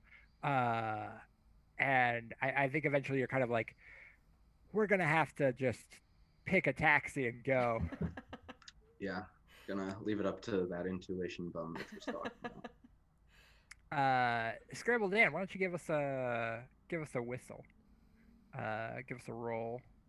With 2? You're rolling human. We've you know, we've kind of like played around with the relationship to other animals being connecting to humans. I'm fudging it a bit, but yeah, let's go ahead and take 2 here. It's 2 5s from me. Oh no! Throwing these dice away. We just need to pick a taxi, and then we can't get them to stop. Yeah. Priscilla's like, let's just pick one. Here's Scrambledan. Oh, I whistle and like taxis crash into each other. So like they're not even usable. Not those. We don't go in those. We did, yeah, don't get in the crash one. I think Bumrich is going to, because I can try to survive or overcome a dangerous challenge, I think I'm just going to step into the street and, like, jump in front of a taxi to get one to stop.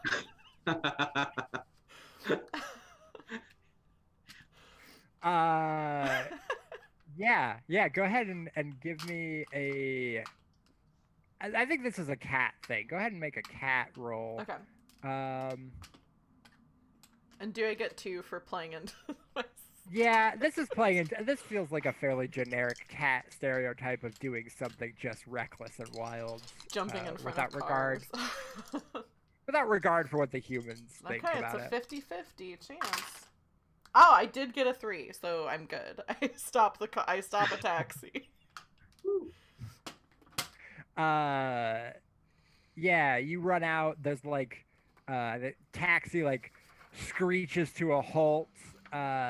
You're kind of like just standing there in the road. The taxi driver like leans out like, "What are you doing, you crazy cat? Get out of the road!" I jump up onto the hood of the taxi and motion for the other cats to jump onto this taxi with me, and like jump up onto the hood and then jump up onto the top of the taxi. Yeah, I think they're ready to like jump on the back. Question. Do I get a Cattitude for playing into my gimmick? Yes. Because if I do get a Cattitude, then I will make this my solo, because I think this fits.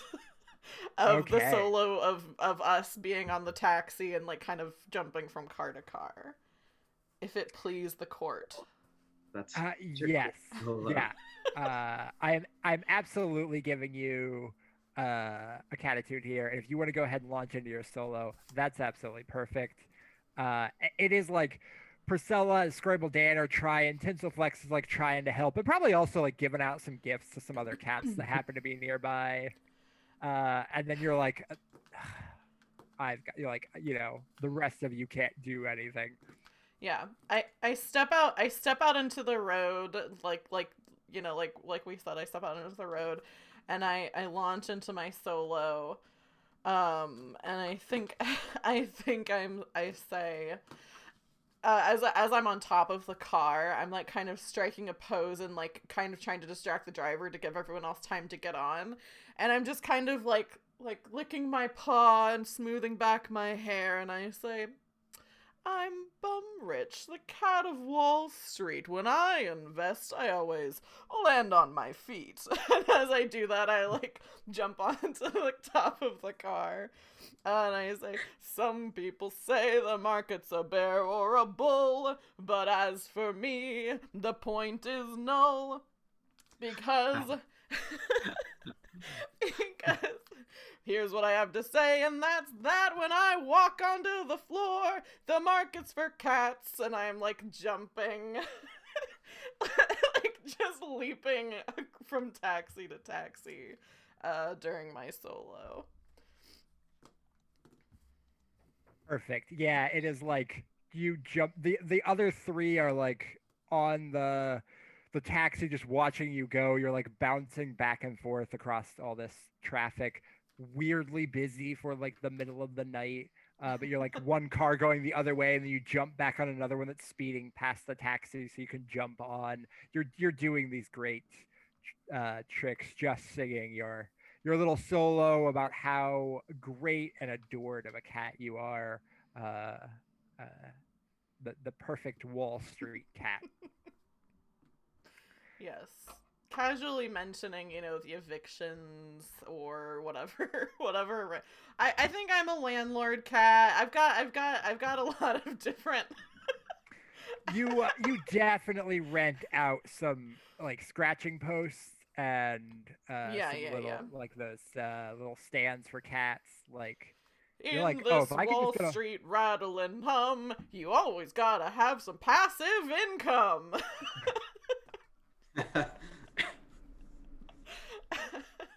I hate it. Yeah, it's like a Scrambledan. I think you're throwing out some like yeah, Scrambledan. I do you have You're any like- counter, a contra, soprano above me, singing all this terrible stuff?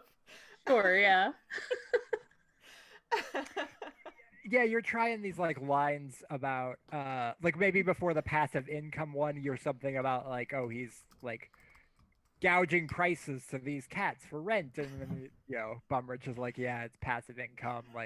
You keep trying all these lines that are just Bumrich sucks. Yeah, a real socialist duet is what I'm I'm giving to this. Perfect. Yeah, and sadly, the attention and the spotlight is on Bumrich for his solo. Tinselflex, is there anything you're doing to assist in getting to the Parker once you I think the taxi's gonna go right past the park, but you realize perhaps as it gets close that it is not gonna slow down. In that case, I think.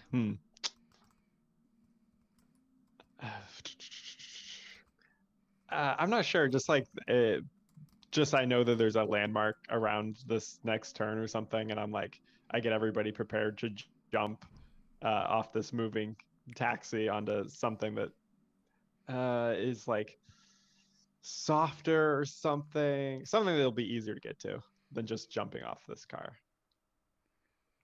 Yeah. No, I maybe there's a statue that has a sword point that kind of pokes out of the edge of the park almost to the street.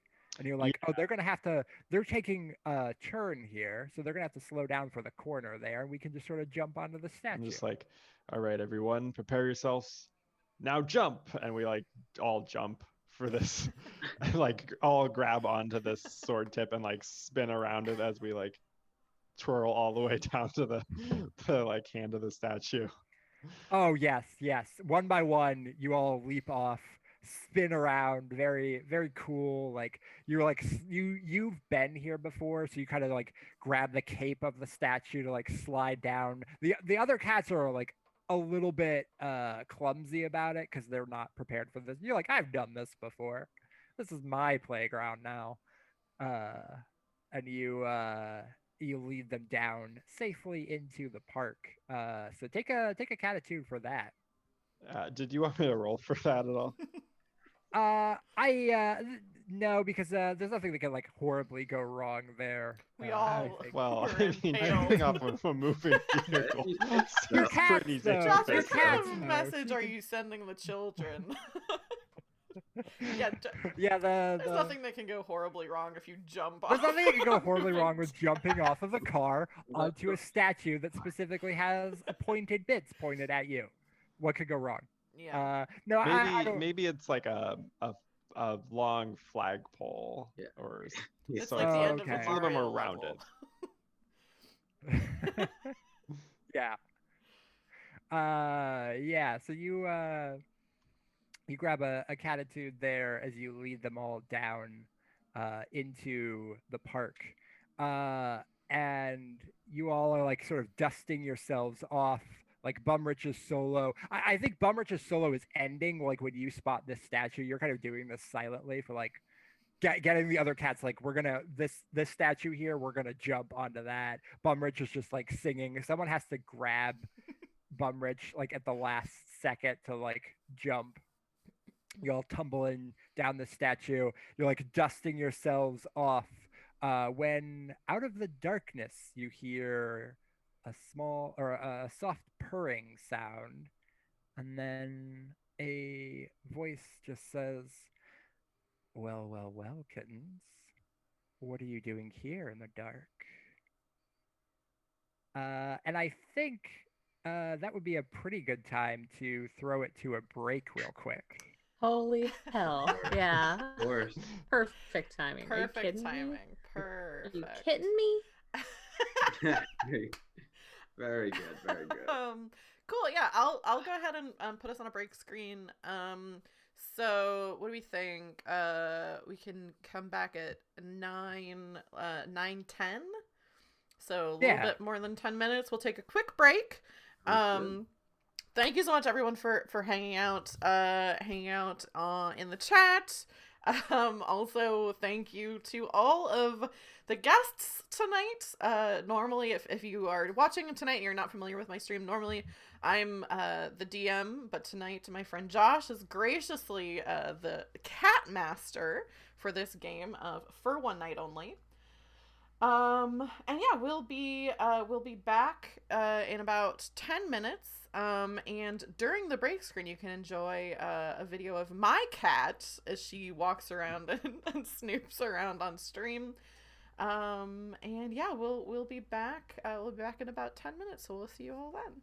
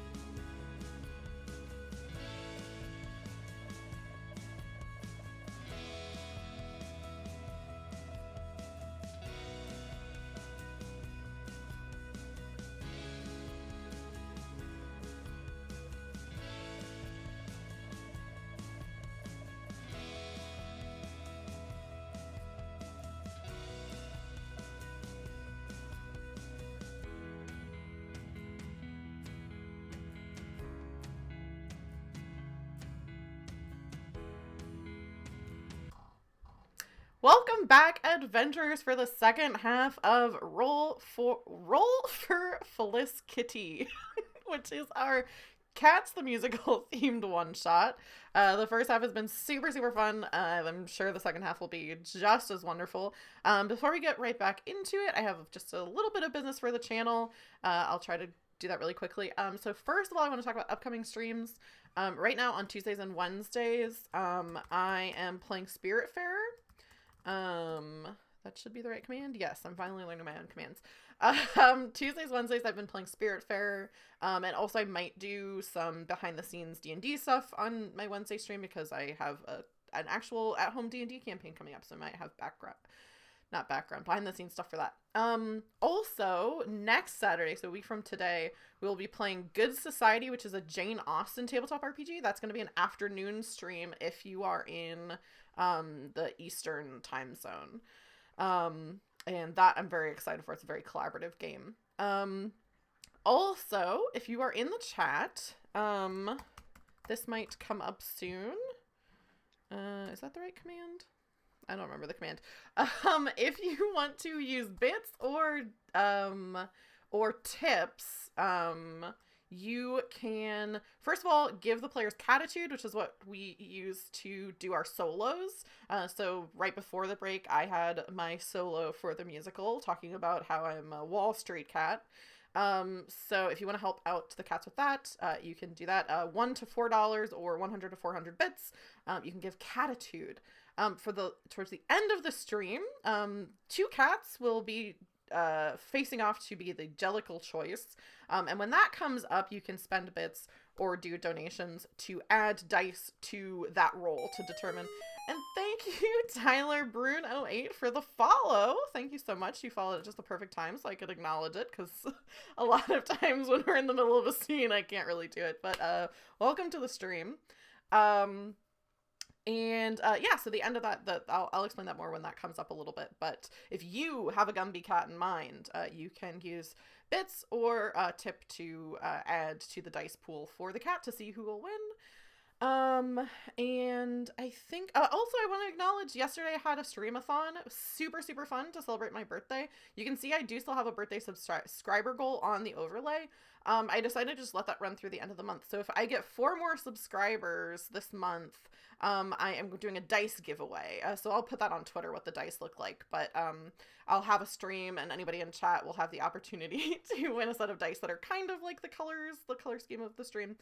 So yeah, I have 1 more week to go for that. And also on Twitter, I'm going to be posting a one-shot that I wrote.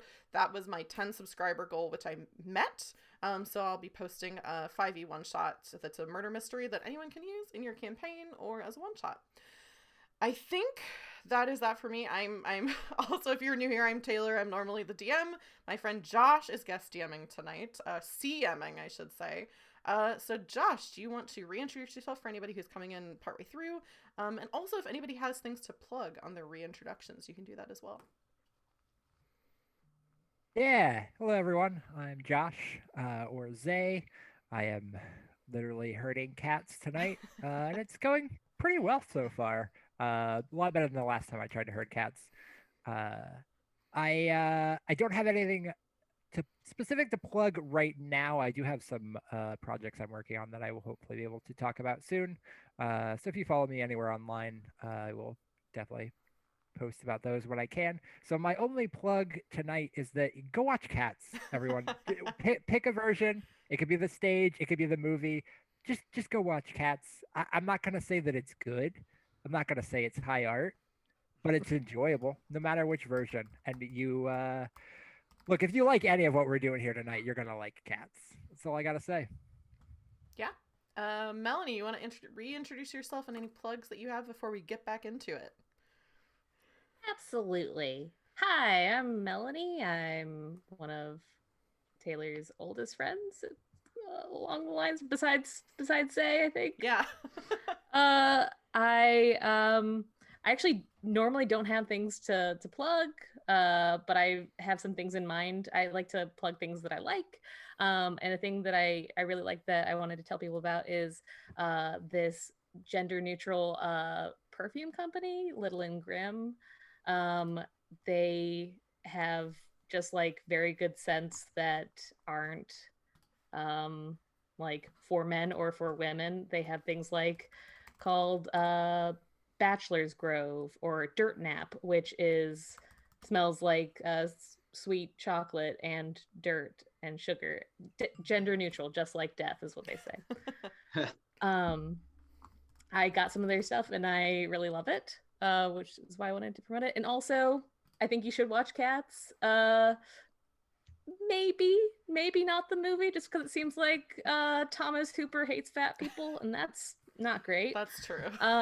But also probably still enjoyable. That's fine. And also, my partner is going to be releasing a game called Wizard Pals in the near future. It's a game where you get to be a wizard, because anybody can be a wizard, and it's very fun.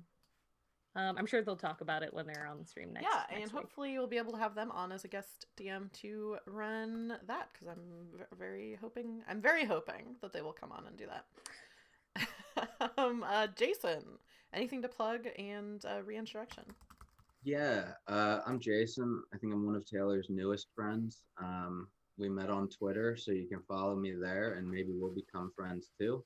My handle is @WarlockTrash.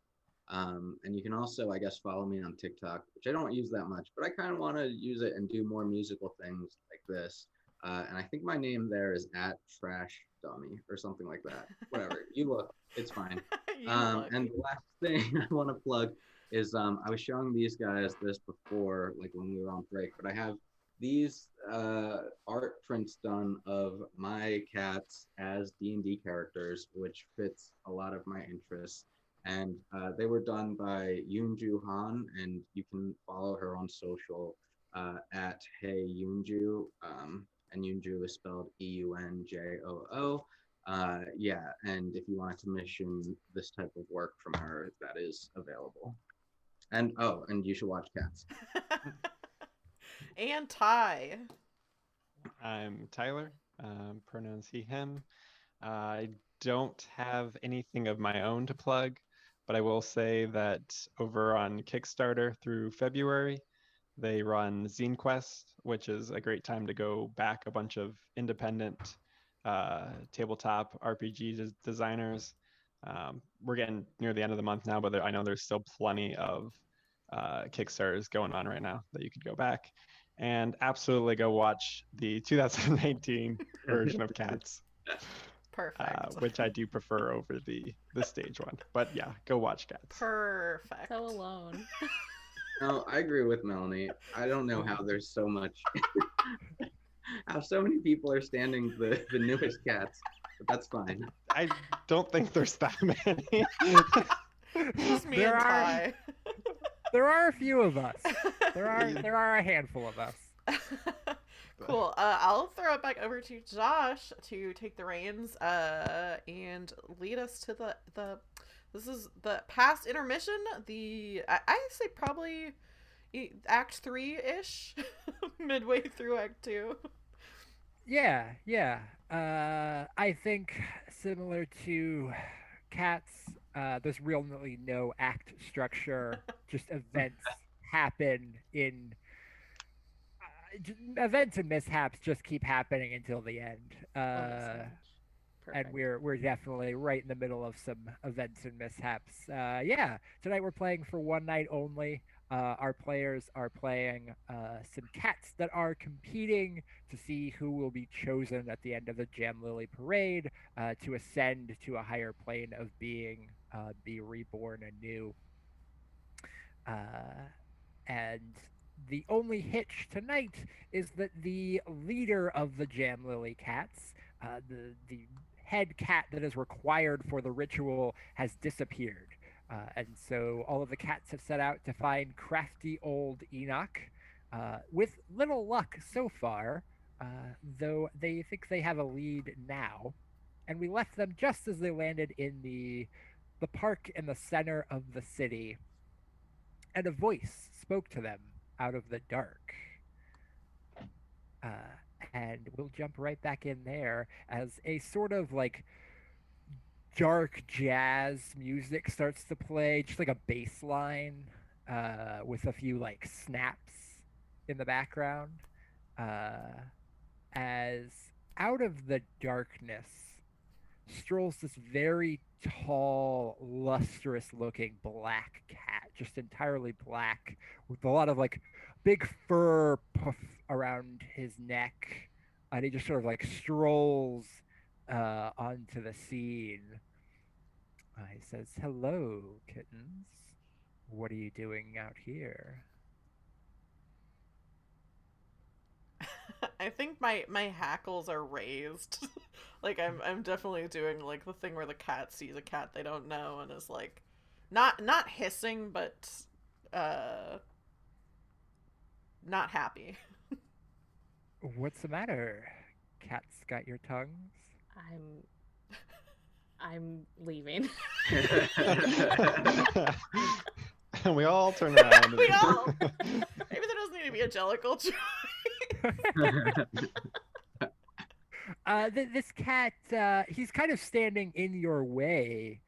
If you were to want to get into the rest of the park, this cat kind of you're in a bit of a corner of the park. There's like a gates behind you, a street beyond. This cat has sort of like strolled right in front of your path. Say, buddy, move aside.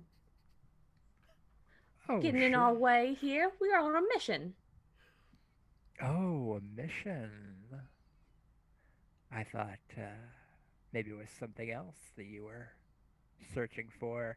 And he pulls out a little from out of his fur. He pulls out a little, and as we know from the Cats 2019 film, God pulls damn out it.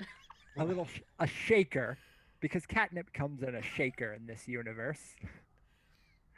And he pulls out a silver shaker and just kind of like shakes it, and from the top, just a whiff, just a small scent of catnip drifts through the air.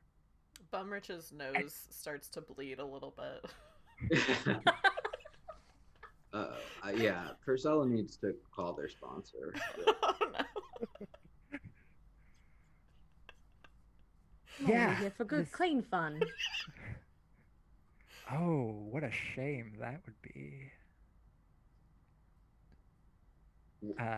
And this cat kind of like gives just a little bit harder shake, and a few flakes of catnip like drift out on the air, and the scent is intoxicating to every one of you. All right, stop shaking that. Oh man, oof, it's been a while. I think I start pacing like behind the rest of the group. I want to try to help Percy by like waving it away. I wanna try Thank to you, Scrambledan. go ahead. Not cool, man. I think you see Tinselflex, like, who has been tried to maintain a more human posture throughout, like start to like drop on all fours and like Oh no. meow a little bit. A little purr. Yeah. A little purr starts in their throat. I think Bumrich is gonna I kind of think it's like maybe taking one for the team, but also like I mean, I'm a Wall Street cat. Like I feel like if there's any drug like analog in cats, like the Wall Street cat has to be kind of into that. Absolutely. So I think I kind of like step forward and try to sniff as much of the catnip as I can to try to get it away from everybody else. Bumrich is so brave. Doing You all have a those wild quotes. look in your eyes. Yeah. Go ahead and give me a roll here, Bumrich. Okay. You're definitely going to be able to do this. So like, you just give a big sniff, try to suck up all these flakes, which I will say, canonically, based on the movie, glow like gold glitter in the air. Yeah. So Cool. this isn't like flakes of an herb or plant. This is like glittering gold drifting through the air. I got a 3, which meets regardless of role, whether it's cat or human. It's a 3 in both, so that's a success. Okay, yeah. I was thinking cat, but yeah, either one works. So you You just give a big sniff, kind of like wave your arms to like pull in the air away from these other cats. And you have a second where you like pull back, your eyes go kind of wide, and you feel like real lethargic though. Like your eyes go real wide, and then you're like, oh, I'm ready to drop off. And you kind of like shake your head to focus. Like you've had some late nights before. You know how to power through. So you're going to push on through. I'm gonna give you two things here. One, I think you're gonna like, and then I'm gonna give you a Cattitude for surviving something or overcoming a dangerous challenge you shouldn't have. And I'm also going to give you an Adoration for protecting other cats. I still think you're doing okay on the Odium. No one else has any Odium. Do they? They don't cancel out, do they? No, I don't believe they do. So yeah, you're just unselfish deed for the day. Doing drugs. You can't breathe in all this catnip, and this cat looks at you and says, maybe you're one of my customers, eh? Maybe later. I've got some stuff to do. We've got some stuff on my agenda. I think I can maybe pencil you in for and I like look around for my planner. I think I can pencil you in for maybe tomorrow sometime. I'll have my people call your people.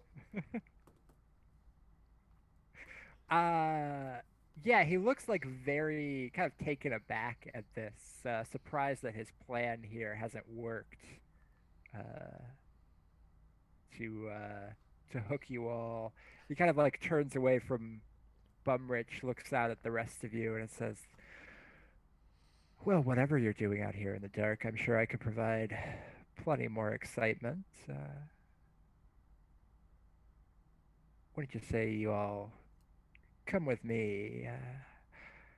He like leans in and he says, maybe you don't know who I am. I'm Constantine, a penthouse cat.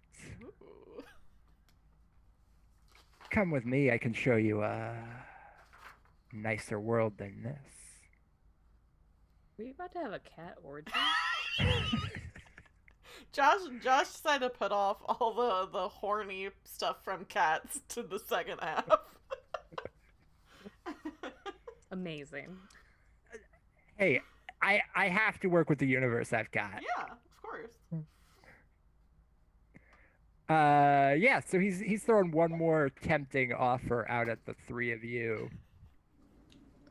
I think he kind of like, he says this and he kind of like points up to like the tallest skyscraper in the city. And like he points all the way up to the top and he says, you see that light? That's my stomping ground. Really? I've never been in that building. Oh, would you like to come? It's the tallest building, and I've been as far as any edge of the city can go, except up. Why don't you come with me? I'll show you a higher world.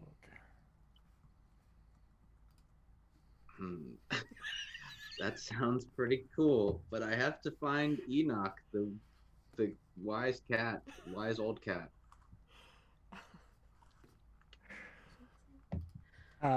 Yeah, he's like,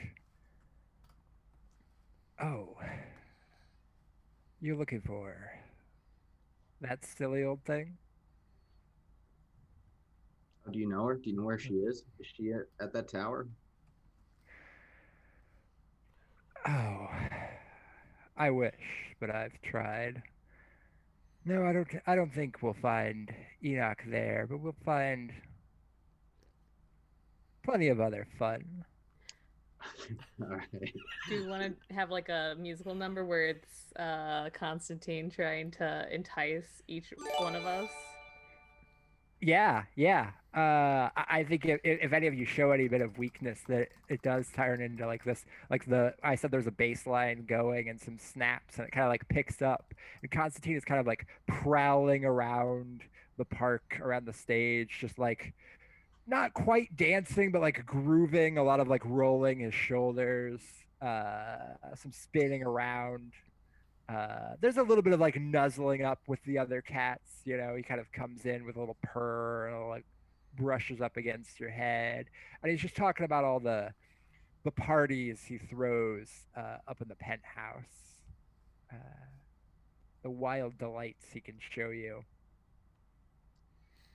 You know what? You're just like the other CEOs that have ruined my witch's life. So I think I'm gonna dip out of here.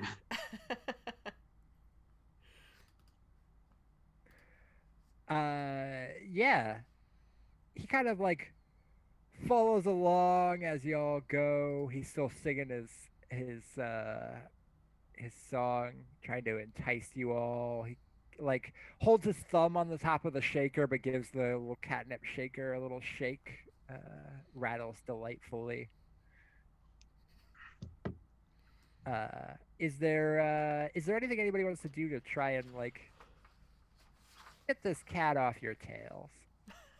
Yeah, I think Tinselflex is gonna jump in here and be like, look, I can see what you're offering is quite generous, but perhaps you could offer us something else. Perhaps you've seen Enoch today, and we could exchange different type of goods. I like pull out some trinket, some let's see, like ooh, I've got a pitch for you if you want to. go for it. All right.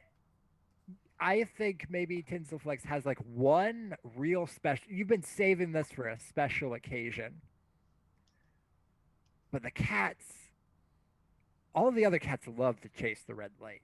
Tinselflex knows where that red light comes from.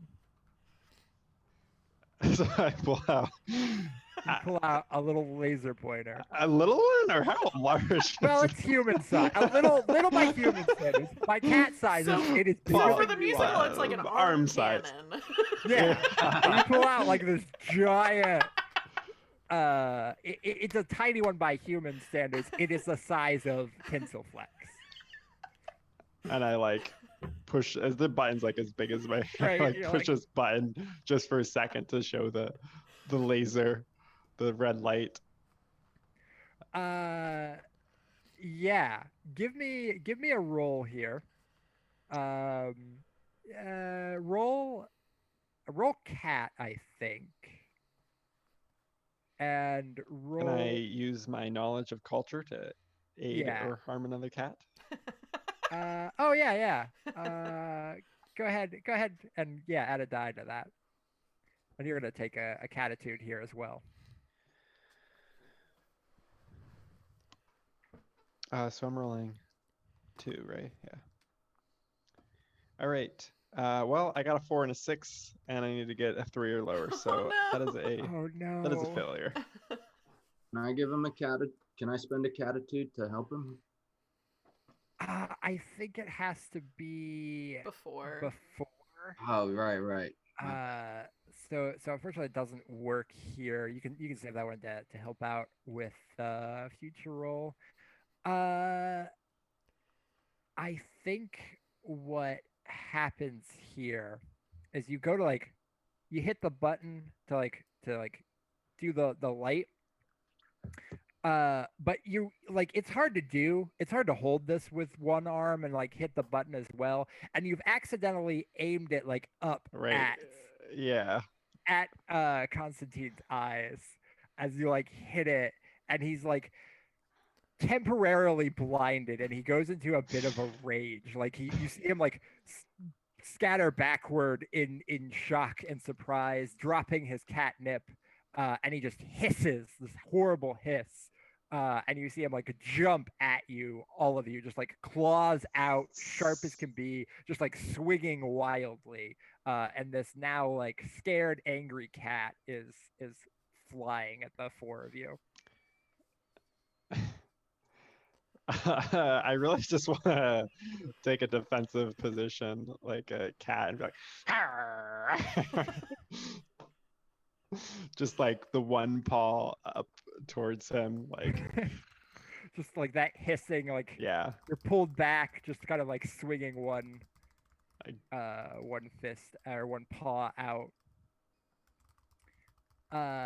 Yeah, the music kind of goes like into crashing cymbals as he's like just swinging around, like claws wildly.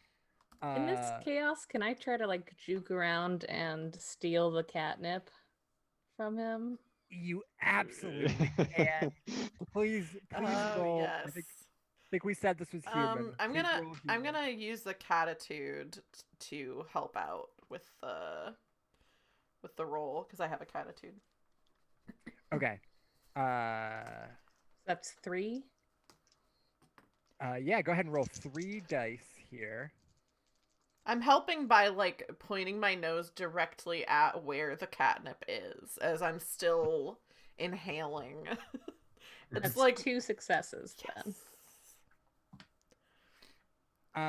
Yeah, okay. You easily like slip. He's just kind of like swinging his claws wildly, and you kind of just like duck out of the way of one claw and like spin around to his back.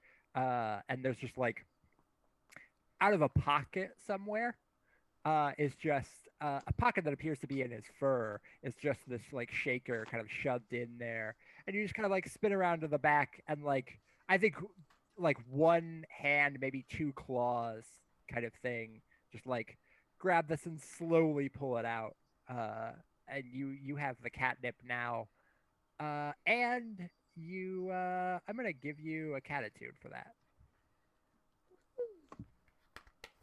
I have 3 now. Once that happens, while he is trying to fight everybody else, I'm going to go, hey, and I hold up the catnip, and I'm going to chuck it into traffic. Yes. Okay. Yes. I'm not even gonna make you roll for this. You rolled to steal. You do this. You make a little noise. You kind of shake the catnip. His eyes are like sight is like just coming back. He's been like swinging around. He like spins to see. We get like a shot from his vision. It's very like blurry, in and out of focus, and then it just focuses in on the catnip in your hand and the grin you have as you just fling it behind you. I think the lid kind of comes off in its arc, and like catnip starts trailing behind it as it flies into the center of the street, and he just goes like wow and chases after it. Wonderful. All right, time to book it. Then we keep going. Yeah. Nice work, Scrambledan. And thanks, Bumrich, for doing all those drugs for us. Yeah, I think we kind of have to like grab onto Yeah, Bumrich. Bumrich I think is like our paw outstretched to try to get a little bit more of the catnip before we head out. Yeah, they kind of all have to drag you along. Pompicky is like trying to help you, but also Pompicky's like trying to help, but is also like eyeing that catnip a little bit. Yeah. Yeah. That obstacle out of the way. You're in the park. It's pretty large park. You can see like our stage view. We get a little fountain in the center, and we have some trees put up. That's very nice, soft green lighting. Some fence in the background. For all of you, it's a very large open park. A lot of trees, some walking paths, statues about, a fountain in the center. Where are you gonna go look for Enoch?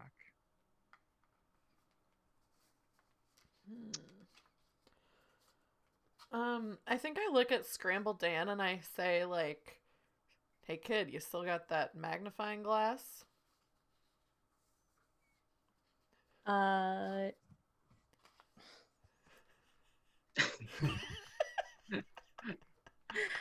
It's totally up to you. I think I lost it in the museum, and then I think Scramble kind of looks at Percy like this is your speciality. Oh yeah, I know all about the park. All right, let me think of where I think Enoch would be. All right, I want to use the little bit of high that we're all on right now to heighten our senses, but magically, right? So Oh my like, God. I'm like, guys, I've read about this. You can go into like a hut with a bunch of catnip, and then you sniff the catnip, and then your senses are heightened. And if I channel that idea into all of us, maybe we'll all get heightened senses right now. Is this your solo? I'm gonna solo, yeah. Oh yes. Oh yes. All right. Perfect. You're gonna cast this magic spell to help everyone heighten their senses to take a look for Enoch. Cool. Give us a little taste of your solo. Oh, I wrote it. Okay. So first, Yes. I have to grab Bumbletum, and I say, Bumbletum, you're the youngest cat here. You're the newest cat. That means you're the audience surrogate. Let me tell you about my life. Love the meta. Very good. When I was your age, I was also lost under a drain pipe, nothing to call home, and then met a witch. She took me in. She had a delivery service, and we started working together, and it was really magical and special. And then a giant corporation came and put us out of business by using drones and technology and underpaid workforce. So now I kind of have nothing left, and I'm gonna sing about it. And then this song is to the tune of a song from a completely different musical that I happened to be listening to yesterday. So it goes, when I was a kitten, I was all alone, always felt lost, I never had a home, waiting for life to just throw me a bone, but I'm still purring. I thought it all changed when I first met my witch. She showed me magic and made me feel rich. Then Amazon came and threw us in a ditch, but I'm still purring. Give me a chance, won't you, Lily Gems, please just hear my voice. Truth I do sing, magic I'll bring, if I'm your choice. My life of magic has come to an end, run out of jobs on which I can depend. The only thing left is for me to transcend. So you should choose me now. This is the perfect time. This may be my last meow, but I'm still purring. Jason, are you kidding me right now? That is so good. I'm going to So die. So good. I'm gonna cry in this makeup. I literally How am dare tearing you. up. Yeah, I can't even stop. That I was, can't do anything about it. That was so amazing. Jesus Christ. That is everything I wanted from this game. Oh my god. Jason. Undercutting that So a little good. bit is every time there's like a room in the song for another cat to be singing, Bumrich is saying, "It's the invisible hand of the market." The market I'm choose how who poor I wins, am. who lose. Bumrich love that. keeps trying, and the other cats are like Yeah, shoving I him. keep getting my mouth covered. Shut Even the fuck Palm up, Picky Bumrich. at one point is just like you like go to sing, and Palm Picky just like puts a claw on your Yeah. mouth, and it's just like don't just let it go. Oh my god. Can we get a pog in the chat? Yes, please. Can we get a crying Pog in the chat? Get some sleep, child, said Jason Derulo. Well, because that's one of the cats, right? In the new Yeah, one. he's Rum Tum Tugger. Yeah, Rum Tum Tugger. Yeah.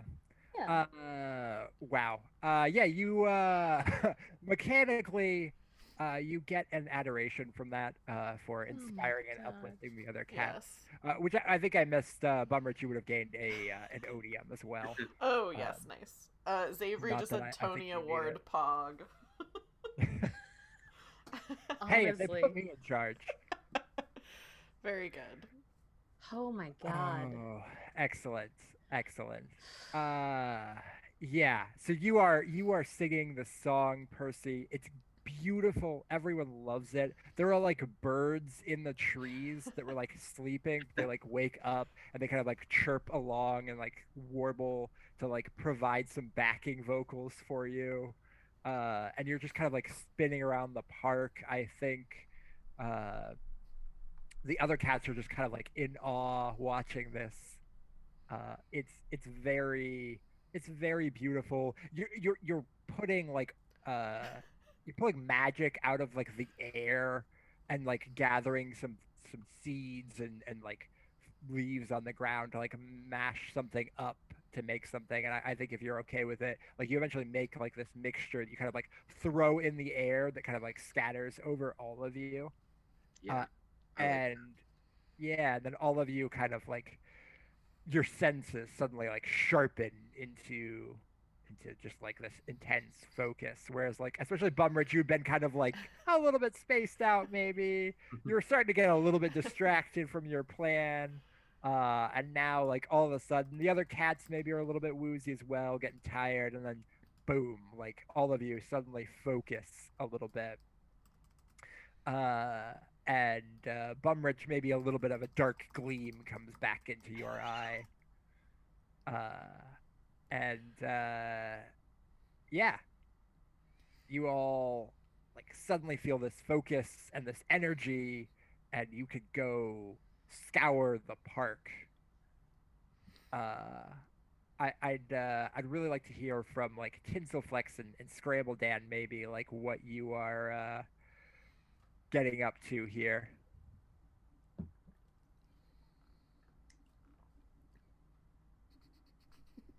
Go ahead. I feel like Melanie is still emotionally shaken. Yeah, honestly, I think this is right after Percy's song. It's just Scrambledan like wiping away tears. Oh, so incredibly brave. Thanks, Scrambledan.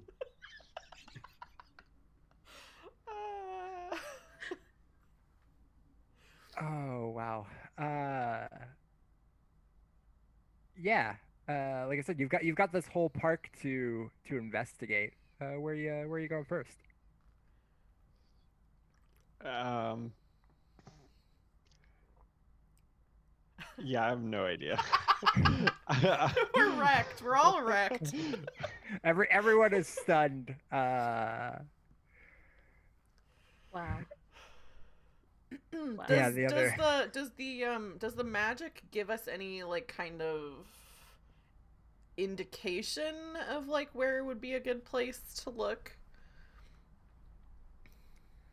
I think maybe yeah, I like that. You could kind of the magic kind of like highlights maybe a trail a little bit. A sort of ghostly image of Enoch walking along, perhaps, sort of strolling Ooh, towards the yes. center of the park. Yeah. It's this after effect of this like glowy cat kind of like strolling slowly into the center of the park. We follow it. Yeah. Let's go. Let's go, cats and kittens. Yeah, you follow this. You kind of like one of you spots this. You follow it as you move towards this cat. It heads in towards the center, kind of just strolling aimlessly through the park, and you're kind of like zigzagging to follow it here. And it starts to glow a little bit dimmer. It sort of starts to fade out as you get closer and closer to the park, or to the center of the park. And as you get close to the fountain, as this big fountain, which I think has to be lions, like it's like 4 lions facing the cardinal directions, like spouting water out. And as you get close to that, this ghostly figure just kind of trails into dust and glitter in front of you. And you're standing there in front of the statue. But I don't think you quite see Enoch within view. I want to scramble up to the top of this fountain, see what I can see. Yeah, okay. Give me a quick roll here. Roll me some cat. Roll me some cat. Roll me some cat. Oh no. I'm gonna freaking beef it. No! That's a 2 exactly. Oh, nice. All right. Yeah. Redeeming himself a little bit from his earlier mishaps on the fire escape at the museum, Scrambledan, true to his name, scrambles right up this statue, sort of like up to the top. So you just like run right up, and you're kind of like, peering around, and there's a bird that kind of like, there's a small, like a bluebird or a robin or something, sort of like flutters in to land atop the statue, kind of next to you. I start doing that little cat chatter, but in like a way that communicates to it, like, have you seen? Is this your solo? No, God no. No.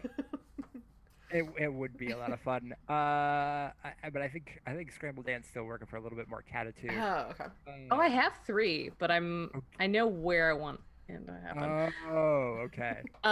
I'm trying to use my relationship to other animals, where I can assert control over smaller animals. Yeah. To get to shake this bird down for info. Yeah. Go ahead and give me one more roll, playing into your gimmick. So you're gonna get an extra die for that, and rolling cat here, I think. Perfect. That's a 2 then. Cool. So yeah, you're doing a little bit of like cat bird cross communication here, a little bit of translation. Yeah. Like to say, have you seen any other cats around? And the bird kind of like hops around for a second. You see it like even thinking, and then it kind of like chirps a couple of times, and then like kind of nods with its head, and from where you're at up here with the bird pointing it out, you can actually see a little ways away from here, just past the fountain where you'd been led. You don't know if you could spot it from the ground, but from up here from your perch, you can see a tail sticking out of a bush, out from underneath a bush, just kind of like lazily drifting sort of back and forth. Okay, so not a dead tail. Okay.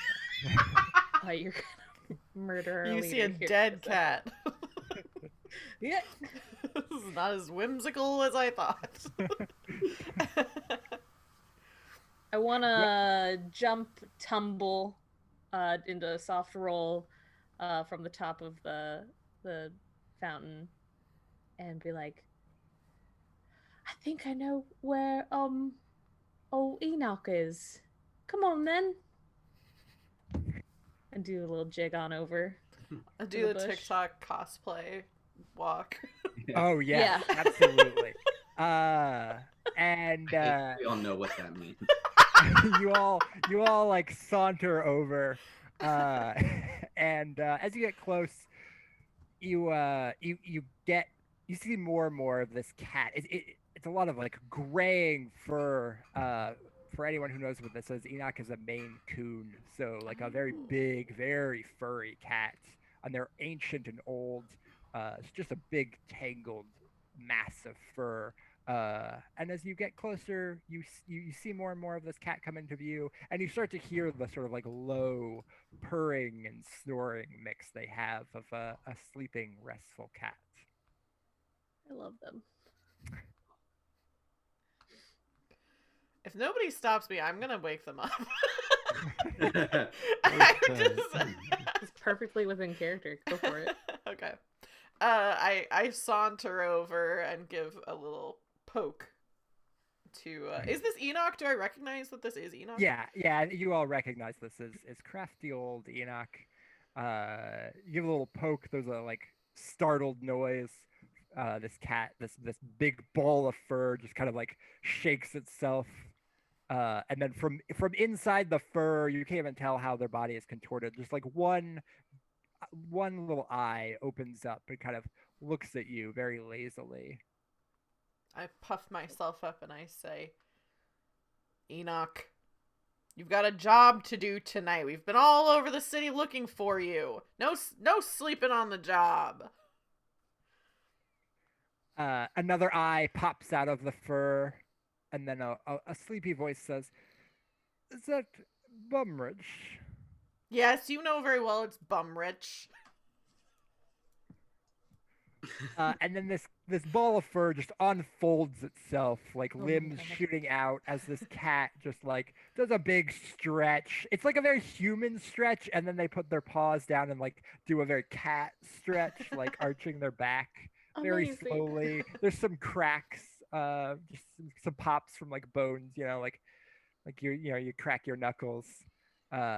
Even down their tail, I think there's like a little pop up their tail as they stretch that, and then this very tall ball of fur just kind of like stands up at their full height and looks at the six of you arrayed here with your assistants, and just says, "Oh my, has it gotten that late?" Yes, Enoch. It's pretty late. It's really late. Oh dear, I just thought I'd take a little nap. It's about time for the Jamlilly Parade. Oh dear, have they started without me? We would never. We can't. As Oh, you are oh, that's leader, we would need you to be there for that. You would, wouldn't you? Well then, there's no time to spare. Should gather all the cats We're and get ready. we've been gathered. Okay. Are we wanting to gather here? Is that the? Okay, so I'm gonna throw one more thing over to you all. So right now the cats are all spread out across the city, and I'm gonna need a little bit of description of how you all gather the cats. I have an idea. Okay, I'm excited to hear this. I do want to hear one thing. So I have an idea of where the cats gather for the parade and where the ritual takes place. But I want to see if anybody else has any ideas for what the ritual looks like, because I'm very open to any ideas. But if not, I have one. Empty head, no thoughts. I want to see what you have.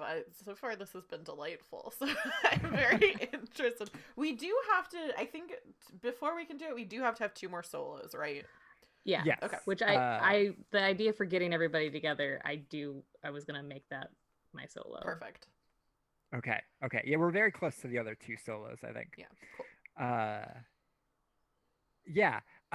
So if none of you have any ideas you want to pitch me, you all the ritual takes place at an old ornate hotel, the House of Bast.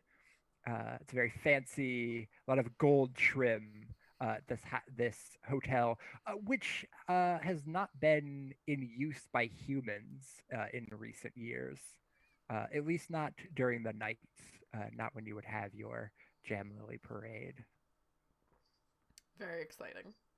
Yeah, I like that. Yes, so you all you found Enoch, and you must gather the cats quickly, as it is late at night, and the sun will be up before too long. I uh I have an idea. And then Scrambledan is going to go to the nearest rooftop and find the raccoons. Some because they're spread out throughout the city, so is going to start like a whisper campaign to get to the cats who are spread around the city to like let them know to head that way as soon as possible. And it's going to be a very step in time kind of Yes. number. Yeah. Of course. And I did in a panic write some lyrics here. Do it. Yes. Scrambledan, he's the man, cat, doing everything he can, taking from the big, giving to the small, helping those out of squalor. He's light on his feet. He slides down poles. He's scrappy and shifty with 2 buttholes. And that's...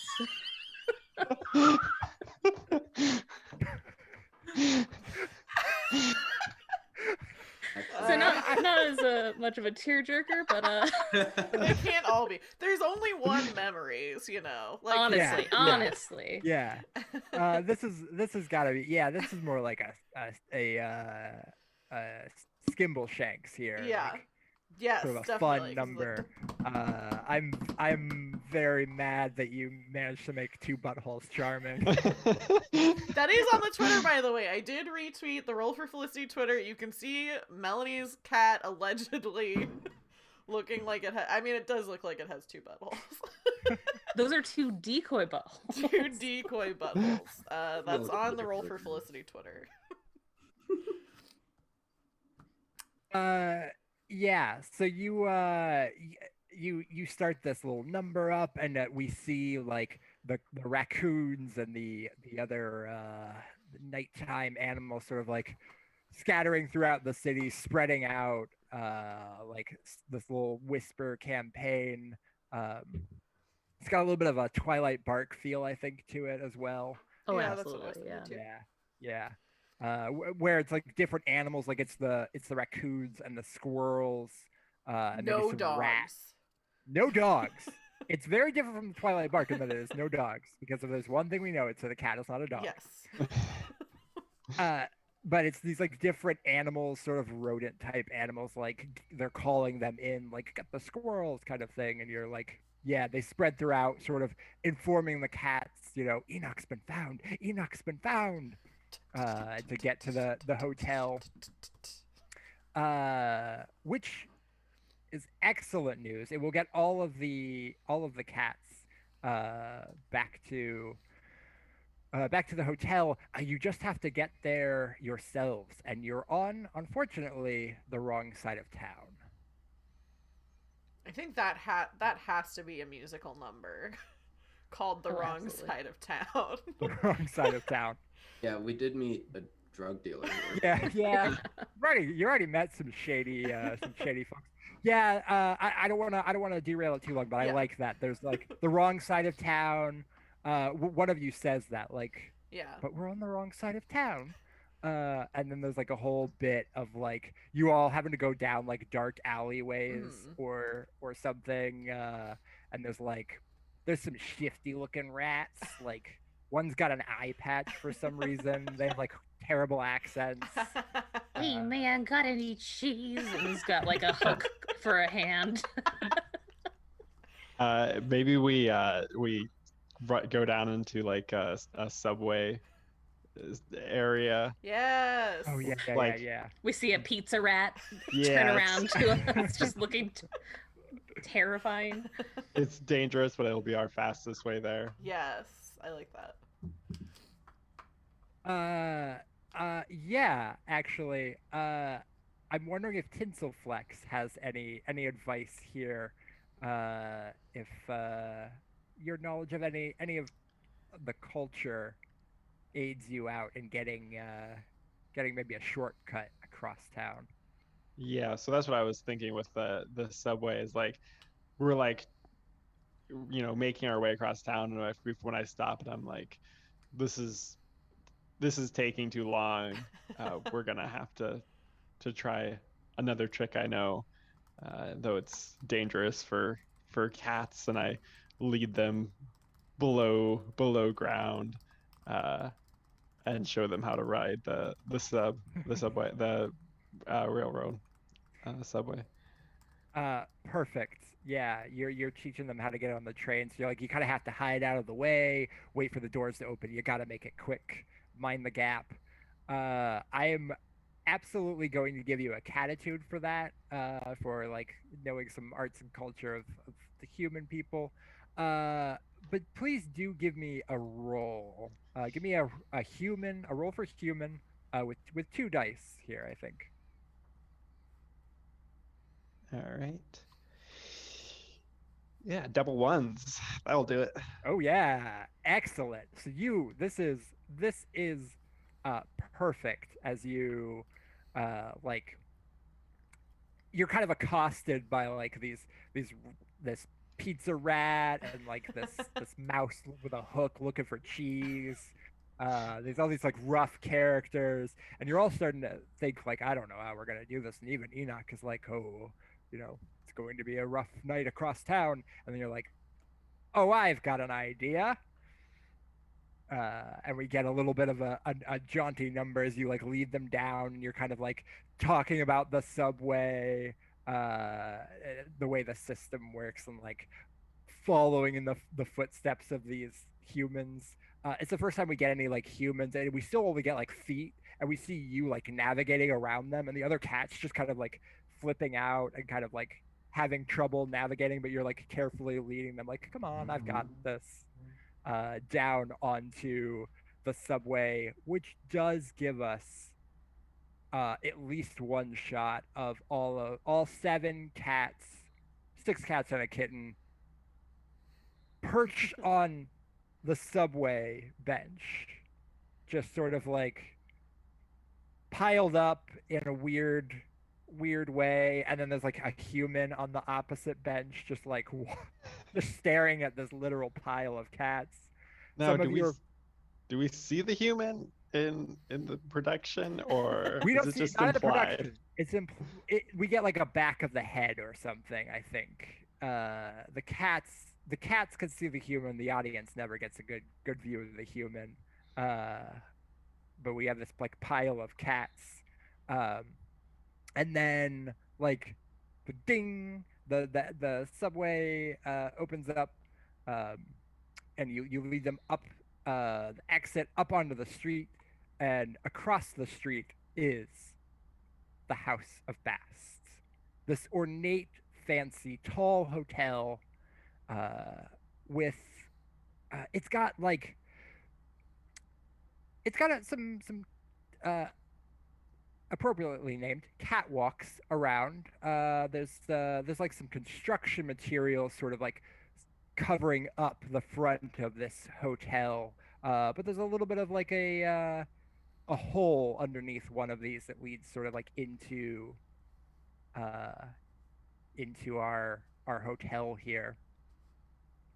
Like you go under one flap, you all duck under where all these cats are sort of like spilling onto the streets into this hotel, into this big like open lobby where they have like pushed the furniture around. There's a couch that's been like pushed, and the cushions are thrown out. There's a bunch of cats perched weirdly on that. There's cats all over the steps. There's one cat like idly playing with the bell on the desk on the counter, just like tapping that for a little bit of a beat. And we're about at the ritual here, but there is one thing we need. Yeah. So Ready here's I don't have any plans for this. I don't have any lyrics, and I was never gonna sing. So I'm kind of winging this. Good. But what I'm thinking is like the rest of the cats head in, but I like kind of hang back for a second, and I'm like looking in at them, and I start to sing a song about how I talk a big game, I play a big game. I'm in I try to be in like all the other cats' lives and travel around a lot, try to get to know everybody. But like, at the end of the day, I'm often a solitary cat who gets by, is just trying to, hustle their way through and make connections, but oftentimes is just a solitary cat. And then I like head in and join them for the Very big parade. Yeah. I think there's got to be like the music keeps like starting to pick up. There'll like be a bit where you talk about like connecting to the other cats, and it'll like the music picks up just a bit and then like drops back down. I don't know music terms enough to know what I'm describing here. I warned you all up front. You should know what you were getting into. But the music like it will dip back down and you go into like some refrain of like, but I'm a solitary cat. The road's the place for me. Yep.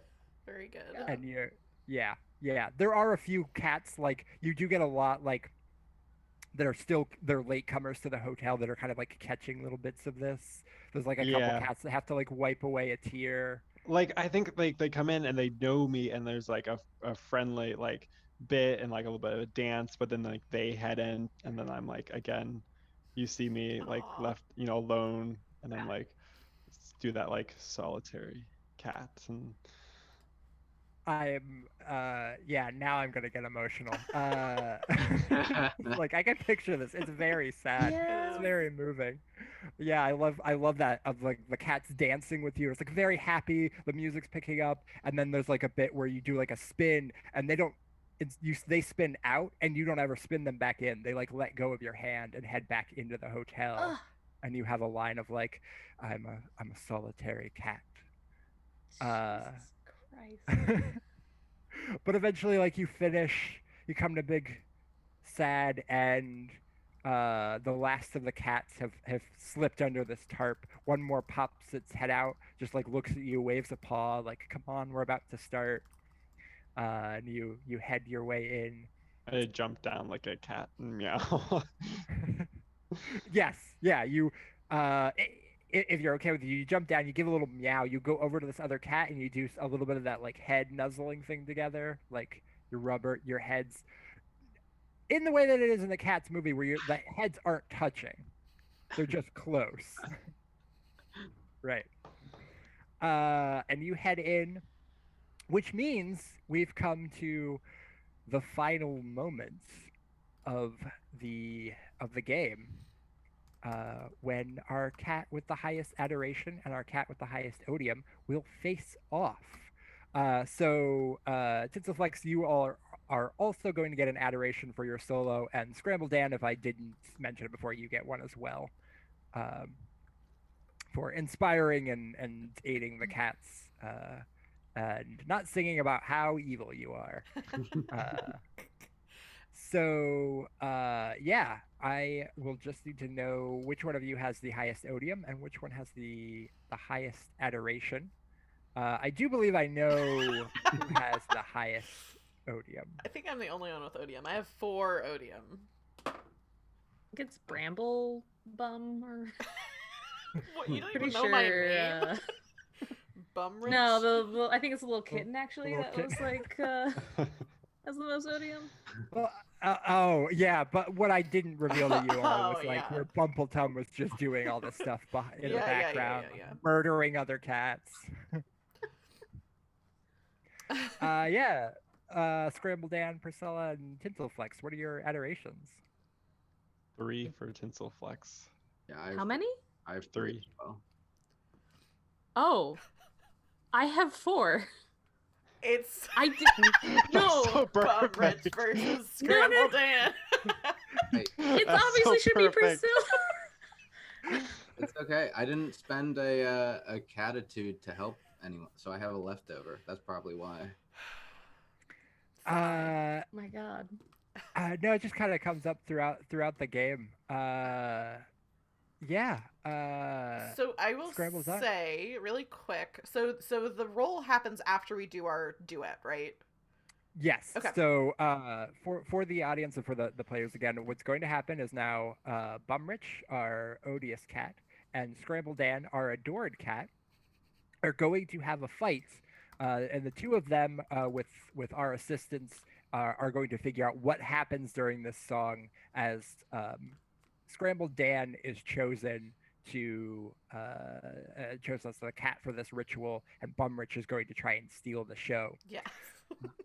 Also, uh, the ensemble, our other players, are each going to have a single die that they can give to one of the other cats, so either Bumrich or Scramble Dan, uh, and they will roll off to see who gets the most hits.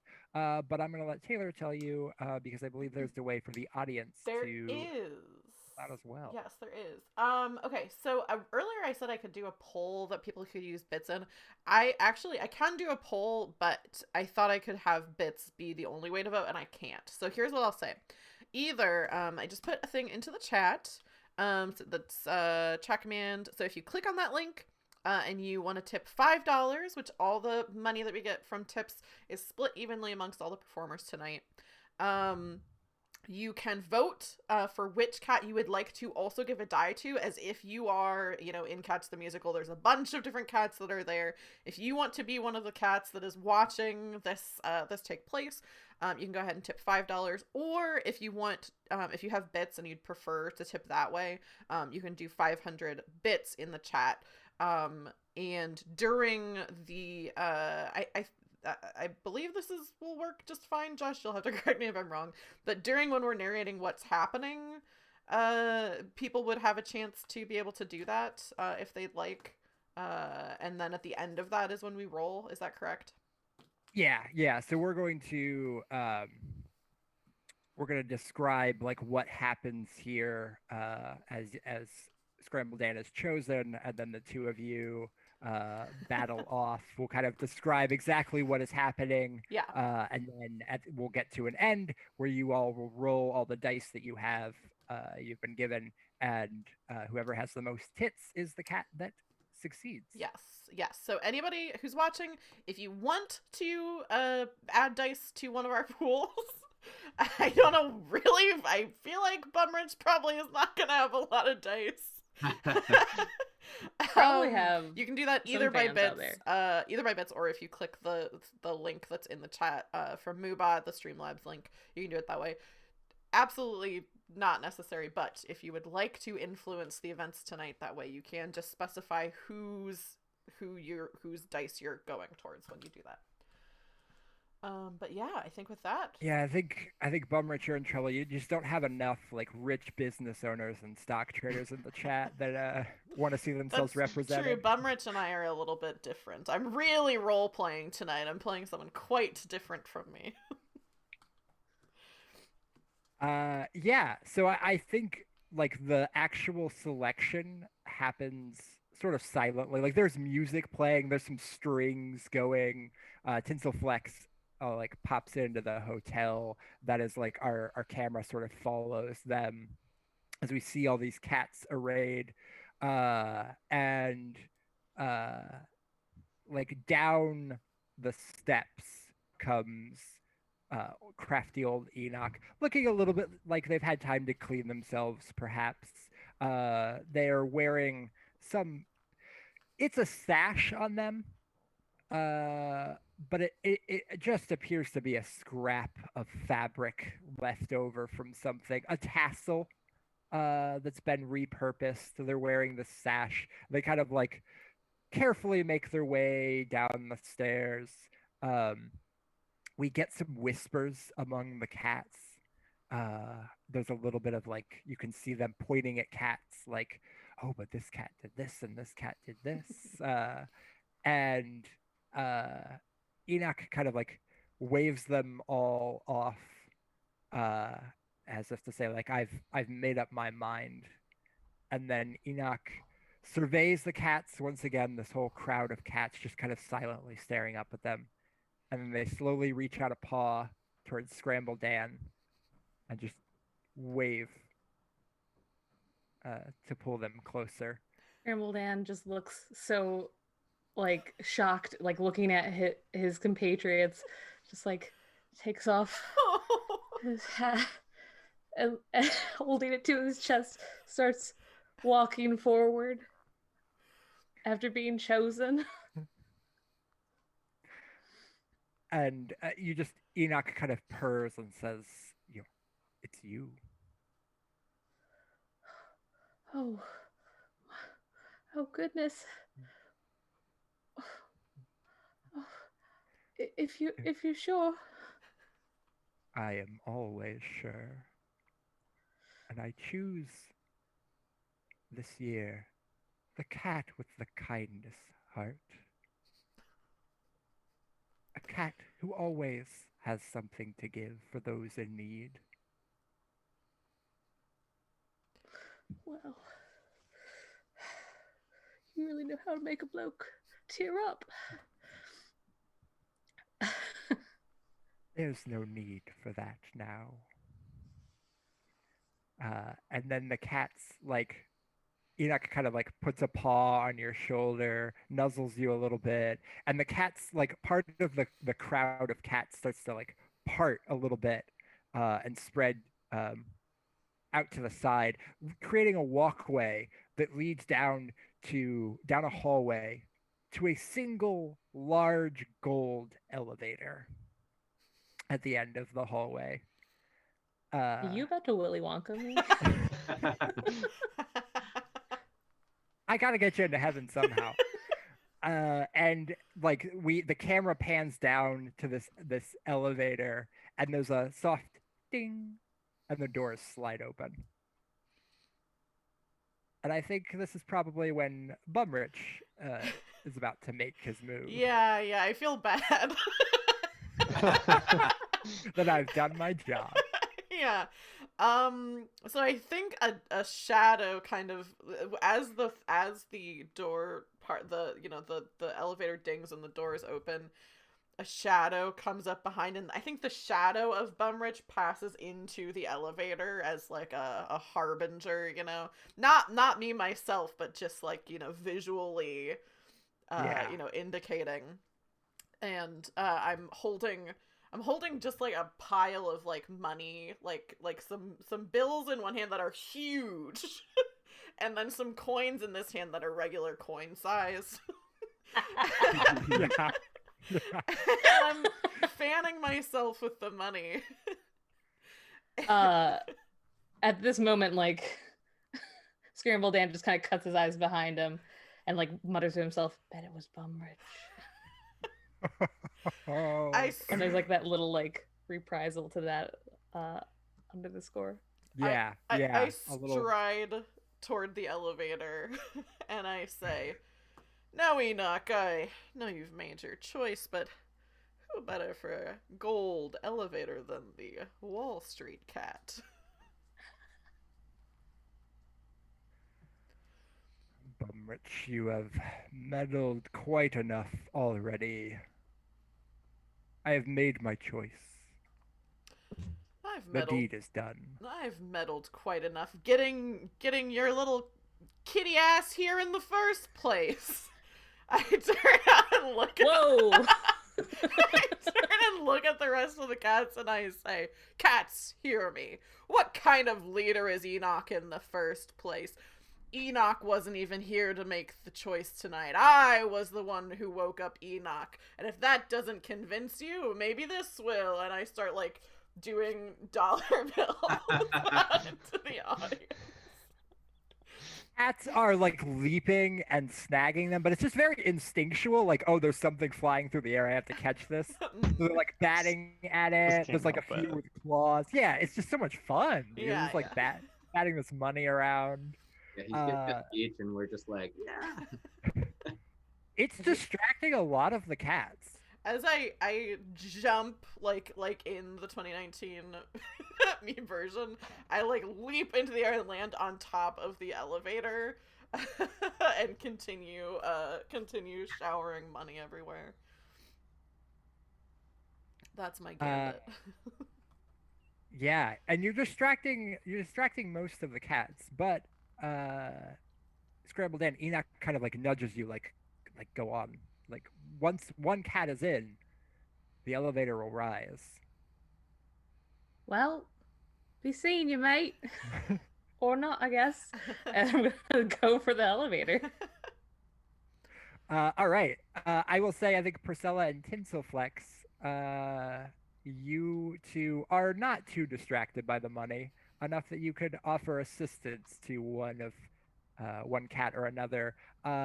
Unfortunately for Bumrich, uh, Pumphicky is distracted by the money. Yeah, that sounds about right. Pumphicky knows how much this is worth and is actually trying to gather it up. Like, oh, if Bumrich is getting out of here, there's got to be a new rich cat. I trained you well. Yeah. So, ensemble, where are your dice going? I mean, it's gotta go to the cat who wants to set up mutual aids. Yeah. I can't. Just, yeah. But I'm gonna die, and then Bumrich will still be around. All part of So- my plan. Well, yeah, but Bumwrench has just thrown away a lot of money. So Yeah. I don't know what that gets you in the cat's world, but You can handle Bumrich, but you might be reincarnated as a very special cat or something. So I think I'm thinking about it, and I'm like, I wanted to win so that I could bring magic to the world in my new form. But Scrambledan taught me that mutual aid is the greatest magic of all. So I give them my dice. I throw 2 of my coins directly at each of you. Oh, damn it. Just flick them at him. Yeah. Yeah. Yeah. So you've got your dice from the ensemble, and you all will go ahead and roll. I don't know if there's any assistance from We the do not have audience. any from the chat. It doesn't look like. Do I roll any or do I just roll 1? Yeah, you get one. Okay. You always have a chance here. There's a chance. Let me. How many do I roll? 3? Yeah, you're gonna have your standard plus both the ensemble, and then you will compare how many successes you have, which are rolls of 4, 5, or 6. So you're not rolling for a specific stat here. You're just rolling. Trying to get okay. Yeah. I'm trying to get Higher. higher. Yep. Okay. And whoever has the most successes is the chosen cat. I'm Bumrich, the cat of Wall Street. When I invest, I always land on my feet. I did get a 4. I got a 4 and a 6 Dang. and a 1. Yeah, so it's close. Bumrich, you're throwing coins, I think, to like keep the other cats away as they're chasing in. Tinselflex and Purcilla, I don't know if you have thoughts on how you help like keep Bumrich at bay. Or bring Bumrich down. is this like a final song, a final piece that is being sung, or? Yes, this is sort of like the last song.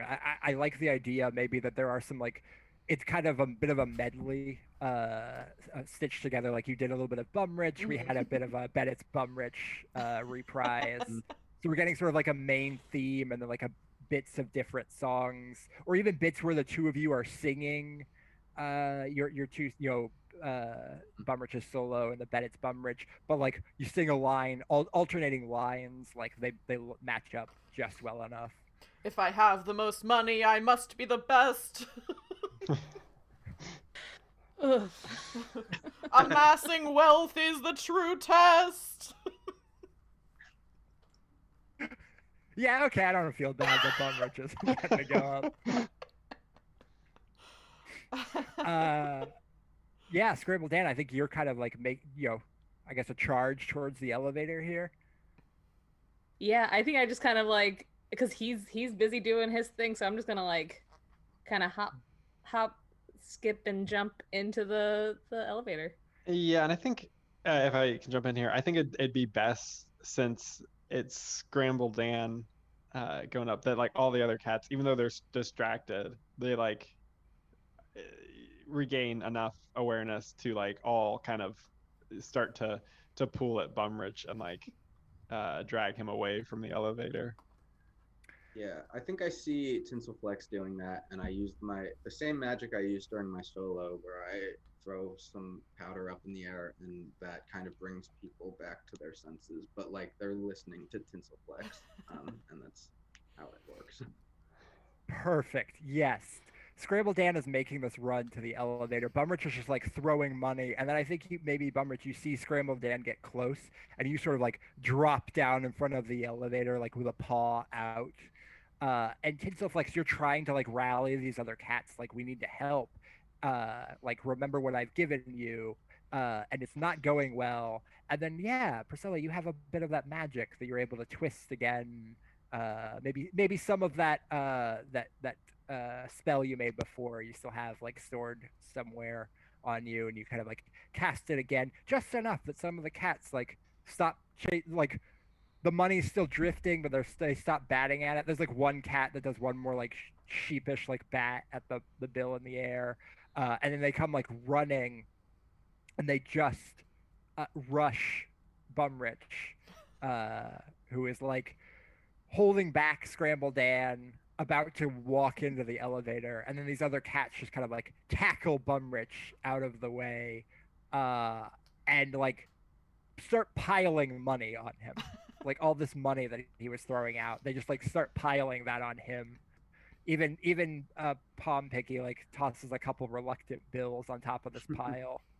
I think the last part of my song, as I see this being taken from me, I say, I wanted to be a cat of the stars. I wanted to start a colony on Mars.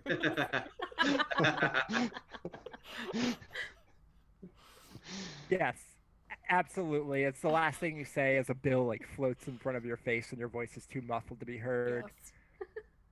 Yes. And the Bumrich's song kind of like fades out, and we just get like a sweet like some strings gently playing, as Scrambledan, you have the elevator waiting open for you, and I think you maybe take one last look back down the hallway towards Enoch, who just nods gently.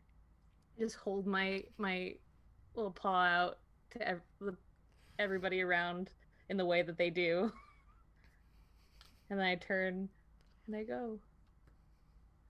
And you climb into the elevator, you look back out, the doors slide gently closed. You give a last little wave. And there's a meowing applause.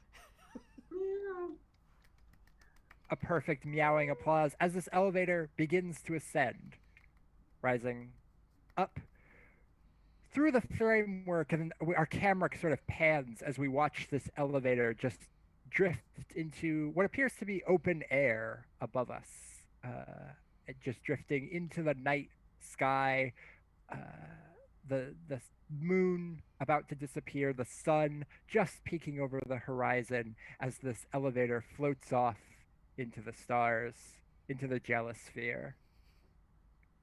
To be seen again? Who knows?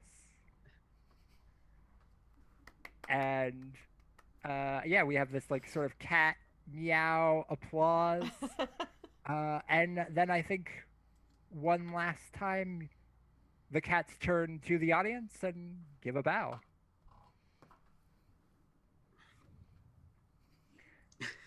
And as our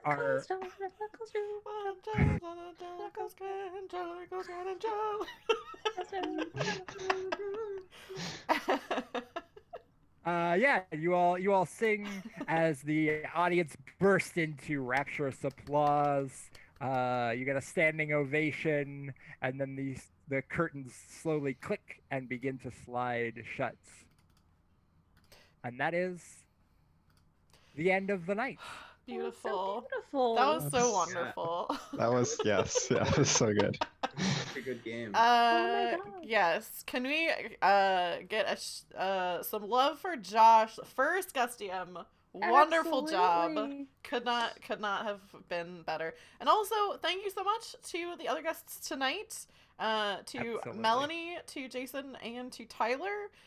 This has been so fun. You were all so great. I was so excited when everyone who's here tonight was able to do this Cats one shot. It's been an absolute joy. This is so It's great. been I've beautiful. been looking forward to this, and it exceeded my expectations. So Yes. this is great. Wonderful. I'll also give a quick shout out. Thank you, Tyler Brune, for the follow. Thank you, Mbop, for the gifted sub.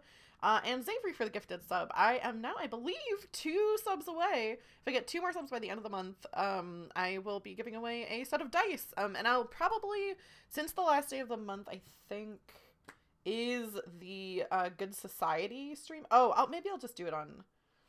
It's the 27th, but maybe I'll just end it that instead of on the 28th. If I get 2 more subs by then, I'll do a giveaway in the chat for Good Society. And if you are a subscriber, be sure to be there if you keep an eye on Twitter, because the way that I'm going to do the giveaway, if I get 2 more subscribers, is that subscribers, when they enter, will get 2 entries instead of 1, as just a thank you for helping support the channel. Yeah, that's pretty much what I have going on. I know I know it's a little late, so I want to wrap up real quickly, but if we can just get one last plug from everybody, for anyone who missed when we came back from the break, starting with Josh. Do you have anything that you want to plug? I just want to say real quick, thank you again to the players. You all were absolutely wonderful. So extremely delighted that this happened. Major thank you, of course, to Taylor for letting me guest DM, letting me live out my feral wild fantasies. I don't understand Playing a why. very sexy cat. You really. Honestly.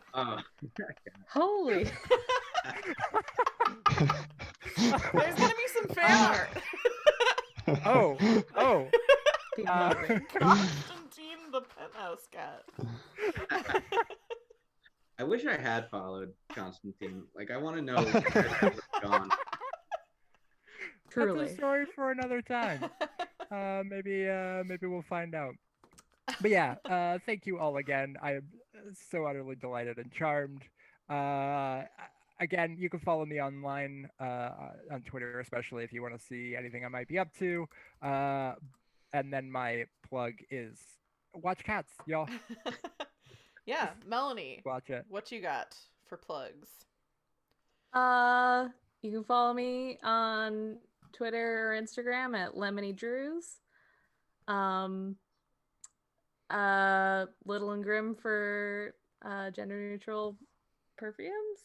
And I just want to say, like, I was really looking forward to this stream too, and I had such high expectations from the people I was going to play with, and you guys fully exceeded them. This is a true delight. I can't believe I teared up multiple times. I did not see that coming. Same, actually, yeah. Yeah, Jason, anything you want to plug before we head out tonight? I also have to thank everyone. This was super fun. Josh, especially for CMing, sorry. Yeah. Taylor for asking me to be here, and then the other players. You guys were really, really fun to play with. I am on Twitter at Warlock Trash. And yeah, just keep watching this channel because it's really good and fun, and Taylor's doing different things all the time. And watch Cats, I guess. Watch Cats. Watch Cats, yeah. And then Tyler. I just want to second what everybody else has said and just say this was so much fun. Thank you, all of you, for doing this. It was just an absolute delight. And if you have some extra dollars to toss, like Bumrich, throw it at indie tabletop designers, especially Zine Quest, which is going on right now. Absolutely. That's it for me. Cool. I'm gonna go ahead. I know it's a little late, but I'm going to go ahead and raid someone who there's a really cool Discord community I'm in that's all women streamers. And Killian Shea, we're gonna raid, is playing The Sims right now, which I think might be a nice cooldown. So we're gonna send y'all over there. If you have the sparkling water emote, I never do raid messages, but if you have the sparkling water emote, and you want to hit a couple of those and just say raid, that's good for me. And I will see you all on Tuesday, where I'll be playing Spiritfarer Tuesday and Wednesday, and then next Saturday for some good society. Thank you all so much. Let me hit the raid button. I always forget that it counts down, and then I have to take more time to keep talking. You you will get channel points too if you go ahead with us with this raid, and we'll see you later. I'm hitting the button. Bye.